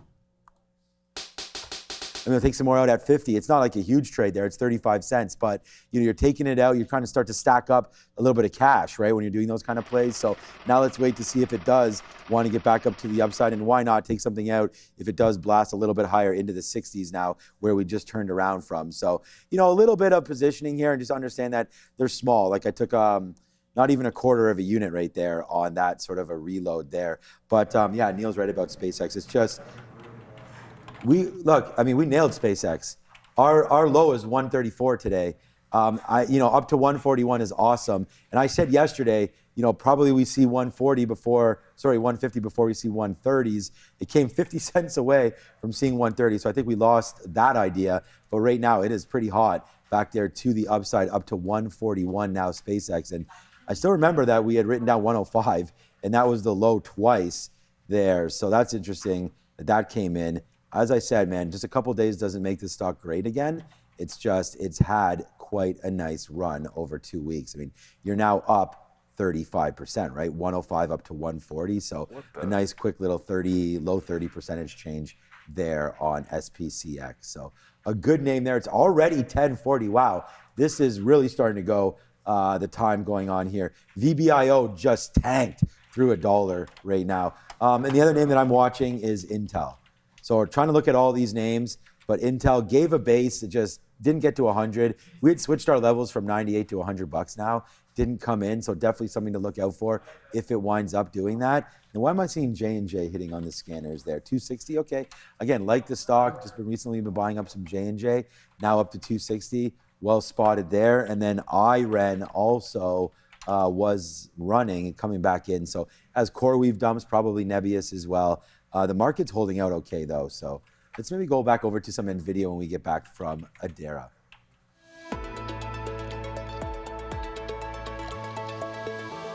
Lots of strength in tech today. That's, I think, the biggest thing that stands out here on this heat map. You've got Nvidia up 3.5%, AMD, fellow chip name here, up roughly 3.5% as well. Intel up 4%, ANET up 5%. Memory names incredibly strong. Dell up 5.5%, Seagate up 8%. Dell's not memory, but I digress. Micron, though, another memory name, they are up about 7% today. SanDisk up 9%. So memory strength absolutely in focus. Producer manufacturing about half strong. And the names that are strong are those ones with those AI and chip-related connections. AMAT, Caterpillar, GEV, and LRCX up anywhere from 2.5% to 4.5% today. Industrial services strong, non-energy minerals. You've got some strength here. You've got Newmont and FCX to the upside, so gold and copper plays in focus. In terms of what's weak, tech services, with the exception of Oracle, Fortinet, and CrowdStrike, these names are not looking very good. Adobe down 2.5%.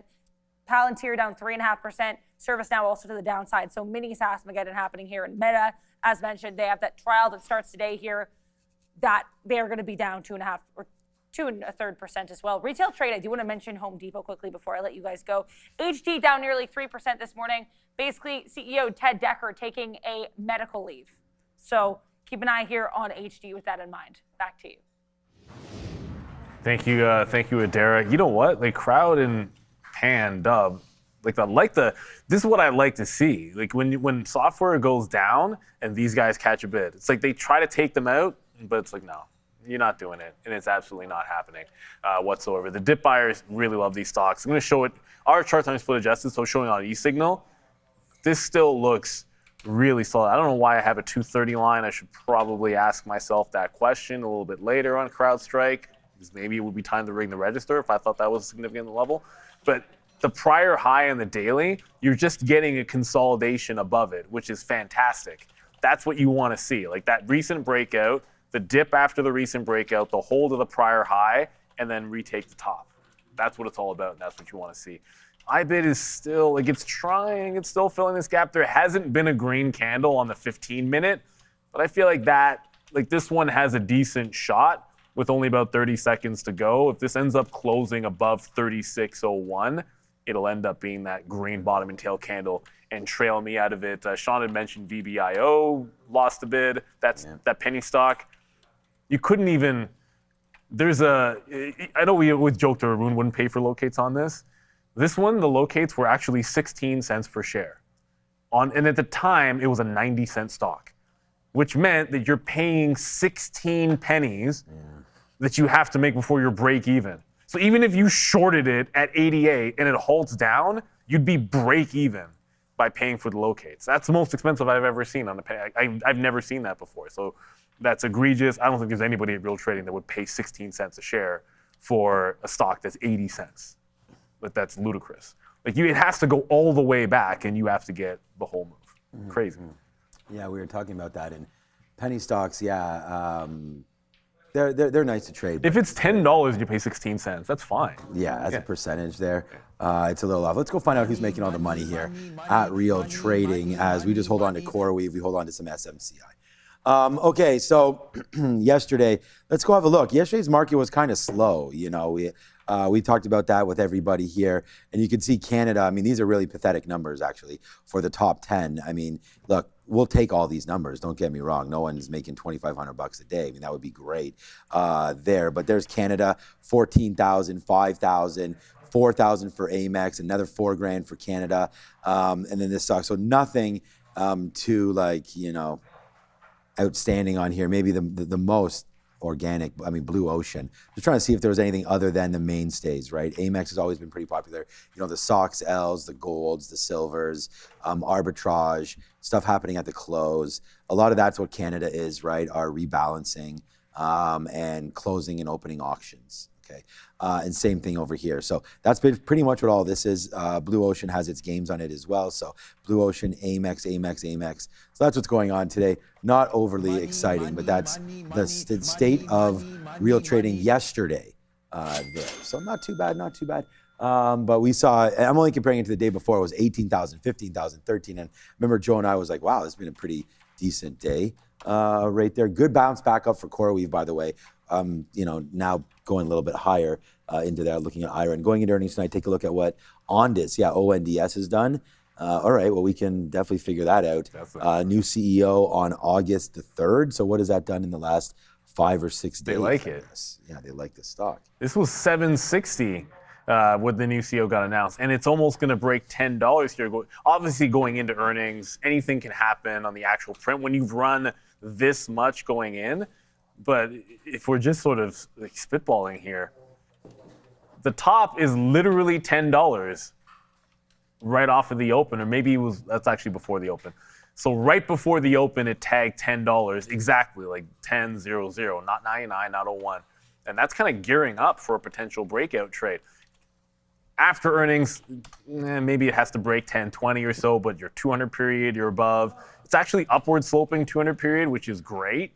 But that means it never really broke the trend. It just sort of went sideways a bit. So a little consolidated, which you can sort of see in here on that last dip. $10 could be a break. I prefer it break $10 after earnings. You get a little more juice to it for sure. But yeah, I don't know. I don't know too much about them from a fundamental standpoint. So I feel like that $10 break is much better if it's got the catalyst behind it, instead of trying to take a breakout before earnings as a day trade when it just ran 20-something% to the upside. So yeah, for me, that kind of looks like a bit of a pass. Nvidia seems to want 225 and want it in a bad way. So what I see is if it fails the 225 level, that could possibly turn the market. IBIT's at a spot where I'm getting out if it breaks that 36 anyways. But if I could easily see a situation where if Nvidia fails the top and this consolidates here, I could just add down here if we see that turn in Nvidia and then leave the stop in and then try to get the rest of the move. So that's what I'm going to be watching. It's all about Nvidia 225. If this is a bit of a top in the market and it breaks trend, I'm going to reload the weakest thing on my board, which is IBIT. Just a dog, IBIT. And as we speak, Nvidia just tagged 225 and 10 cents and looks like it is doing a bit of a fail break. So there's the trend line. Once it breaks that, I'm going to add to my IBIT short. Yeah, no, I definitely like the Nvidia look there, and IBIT's been a good trade here so far today, and hopefully you guys can stay with us throughout the midday show to talk about some more of these runners and whatnot. Here's Wendy's right now halting. Big move, Adara. Wait, what? Yeah, it just halted up like huge. 850. It was chilling at 770, doing nothing. Takeover talk? There goes, I don't know. I don't think our guy's really saying anything over here in my ear. I don't really hear anything at all. But there goes Wendy's straight there to the upside. So just a little looker there. Halting all the way up here, 850. You can see the candle going up, and it just hasn't filled out on my other chart yet. But $9, yeah. I'm not seeing anything yet, but I'll keep an eye out. Okay, good. Well, that would make sense why I didn't hear anything. But watch out for 920 or so. I see it. But there goes Wendy's right there, up to 850. Do you have those? Financial Times. Financial Times apparently reporting Nelson Peltz prepares a bid for the U.S. burgers chain Wendy's. So Nelson Peltz preparing a bid for Wendy's. When you see that, my first guess is, what are you going to do? It gaps up like that. It's Wendy's. Potential takeout. But we don't know. This is just preparing a bid. Doesn't mean there's going to be a price or anything like that. But look, and it's also, we're going to go to Adara. I don't see more than one source on this. It just says Financial Times. Adara.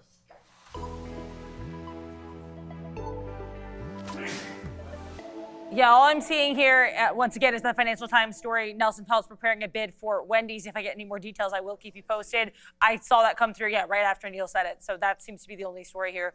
Let's take a look here at the U.S. dollar. U.S. dollar right now, same as yesterday's high. You're just shy of that 100 level. We actually traded as low as 99.6 here, then recovering here to trade around 99.8, roughly flat on the day. But as you guys can see, price discovery to the upside and the downside. So let's see if we take out yesterday's high. That would be around here, 99.9. Let's see if this ends up happening here. We have to talk about economic data. We do have PPI tomorrow before I get into CPI, which we had this morning. PPI tomorrow, we're expecting a cooling here for year over year and core year over year PPI. We're expecting a heating here for month over month core and non-core. So exactly the same as what we got with CPI this morning, where you had here a heating here of the month over month numbers, but a cooling of the year over year numbers. All four prints came in exactly in line with estimates. And as Sean mentioned this morning, right now, 62% chance of rates getting held, roughly 38% chance of that rate hike. So as we get more economic data, and I'm sure we'll see more changes when we get PPI tomorrow, we're starting to see a big change in the tide from expecting 100%, I'm exaggerating here, but expecting very, very likely that we'll be getting this hike in September. Now that September hike doesn't seem as clean cut. And now we're not seeing another hike until, or not another hike, but any hike rather until December. We were seeing as of yesterday that we'd get the hike in October, that this hike keeps getting pushed back again. Still could have a hike this year. It just might not be as soon as we thought it would be. Back to you. Thanks, Adara. Thanks, Adara. Wendy's is 43% short. Oh, Wendy's 43% short float. And this already tried to squeeze from here one time back in June. So I'd imagine when this opens up, I mean, who knows? Like, does Nelson Peltz doing this because he just owns shares? He knows you can squeeze it with this story. I mean, it doesn't really matter if he is or if he isn't. Still a big move. Why do I have 830 marked off? See, you leave lines on charts. One of my favorite things in P Pro 8. I have to hunt back, maybe go to a 60 minutes to figure out why I liked 830. But this can be interesting for a bit of a dip and rip. It's just a matter of where it opens up and finding. VWAP's not going to matter here. Like, there's no deal price. Like, there's nothing to really go off of unless you can find a historic level. But I'm going to look for some kind of a continuation to the long side if I can on Wendy's. It should be just a 5-minute halt, barring some kind of a change in the code, and it's tapping higher at 874. So wow. Yeah, Nelson, you could be serious about it. You've been accumulating shares, and the shorts, I would imagine 43%, there's going to be a little bit more unwind today, even if it initially comes to the downside here. So yeah, well, we're looking at, all right, we're now breaking lower, so I'm going to try that reload if I can on IBIT. Remember we talked about NVIDIA and that 225? It just very barely ekes off, well, of course, makes a new candle when I'm trying to draw this. You can see it broke the trend line. So I'm going to add to IBIT, leave the trailing stop in if we're able to, and then continue to the downside. Is, yeah, if NVIDIA is going to go, it might take the market with it here. All right, we have another one here. BaoQ just halted. So BQ, this is another name, Chinese holding company. It looks like it's called BaoQ Holding right there. So shout out to President Trump there, making us know that there is some China connections over there. 360. Yeah, 365 right there has been the top. So that goes way back, man. Thank you very much, President. Something about Sean over there. All right, so that's 340 coming right into your 200 period moving average right now. We haven't really, we've done a move like this in the past where it's just come back in. So watch out here. Zooming back just a little. I can't zoom too far because this is, levels right here, 2 maybe. For BaoQ, so this should open up pretty soon. It halted at 10:51. Actually, yeah, 10:51.06 right now. It should be opening up. 10:51. No, we need one more minute. So one more minute, this thing will open up. It's just tapping flat, so nothing there yet. And as we mentioned, there's Wendy's just opened back up.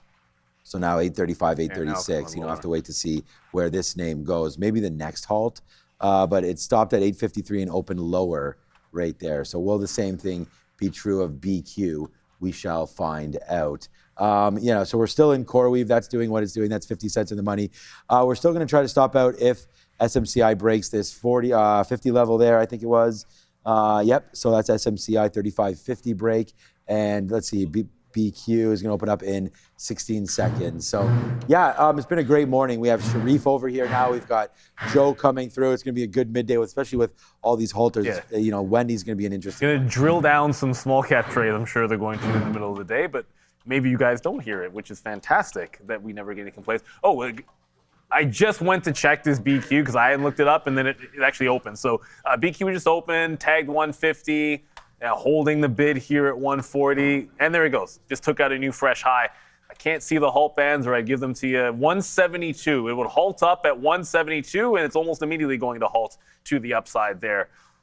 I have a weird, I guess there must have been some kind of a dark pool print while it was halted. 172, this is going to insta-halt, and unfortunately, Wendy's not really doing much after that. I got long. You got the fill? Yeah. Okay. So we got the fill 172 there. On BQ. Yeah, 172. So we'll take it. We'll see what it wants to do. We sort of indicated that maybe $2 might be an area, but we're in it. So let's see if we can get some money here and if this will be a good open. If not, it's pretty light. We're just going to give it a go here on BQ. Right there. So this will open up hopefully in 5 minutes and we'll see where it goes. Some volume definitely kicking into this one. Another Chinese name for BQ. So we're into this one now, BQ. So yeah, man, we've been trading actually pretty good on these small cap names. So yes, so far so good there. And yeah, that's what we're doing there. So BQ, we're now in it. Let's just give it a second and see where it winds up opening up.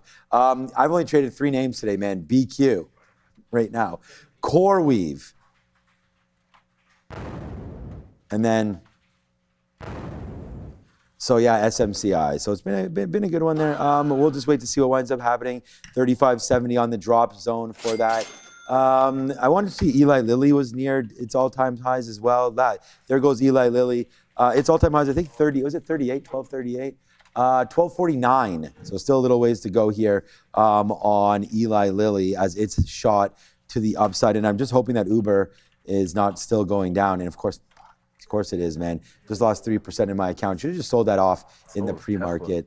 310 or 300 for Tesla possible. Isn't it 325 or something right now? It's at 320. Yeah, 23 or 23, 24 is the low. All those levels are possible. To me, it looks like it's breaking this potential bounce that it had been doing. Unfortunately, the level I've been waiting for on Tesla is 280 anyway. So that's just support, higher level support going back to May of last year, because the 220 was the real support level where we jumped off at the bottom. But that could be a higher low support at that 280. All those are possible. It's relatively weak today. I feel like if you're not, it's one of those days where the market hasn't really done much of anything. Like, we're still inside of the range after we got that CPI print. So the CPI comes at 730. We haven't broken the low. It's kind of a false break of the high that couldn't get past 30,000 over there on the NQ. So if you're distinctly different from that, which Tesla is, that's not a good sign. David Z. Siamese, this is in honor of easy peasy tithing ratio. There you go. Along with the gifted membership to get it right.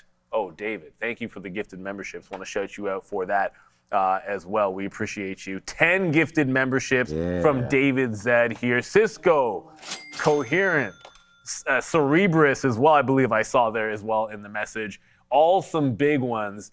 You're feeling bullish on those ones. So thank you for the gifted memberships. Hey, the earnings were fantastic like today, right? Like NBIS, CoreWeave, both SMCI, that's the third one I was trying to think of. So that's actually, it's a tough one to follow, because you had all of them going easily single digits and 2 of them going over 20% to the upside. That's going to be tough to beat tonight for those names, especially given the indecision the market has today. It's not as if the market decided to rally off of any of this. BQ opened for, it didn't open yet, but it opened for about 30 seconds once it did at 10:56.38. So because it's on Amex, there's no tap. So we just got to wait to see where it opens up, and then we'll punch out. And hopefully it doesn't open up too much lower than where we are right now. Just a small, man. I have a fifth of a unit. So, it's not a big trade here. We'll just wait to see where it goes from here, of course. BQ, one of those Chinese names, BaoQ Holdings, about to open up in just a couple seconds. So watch that. Thank you for a big day today. Again, to everybody, thanks, Adara, for coming through. You're about to see Sia, who will be on the midday show again with the guys to talk about some news. Andre, thank you so much. Fabian as well. Ramin, Sharif for his morning, and Joe for the morning look as well. It's glad to have Neil back. How did the elbow hold out? I mean, if I'm being real, like, wearing this does lessen the pressure on the tendon, but it also, on the forearm, it's a little weak hitting the keys, but it makes it bearable. Because yesterday, like, it was wild. Like, I did the dishes. I took it off, and then all I went to do was, like, I was turning a knob or something, and just turning a knob, like, instantly was a shooting pain. But hey, that's why they have this. Hashtag science. Yeah, that's why I got some science going on. I should have been wearing this. Okay, before it gets too loud in here, let's go to the midday show. We'll see you guys back at 2 p.m. BaoQ is about to resume. Sharif's got it for you guys. See you then. What's the lunch? Lower.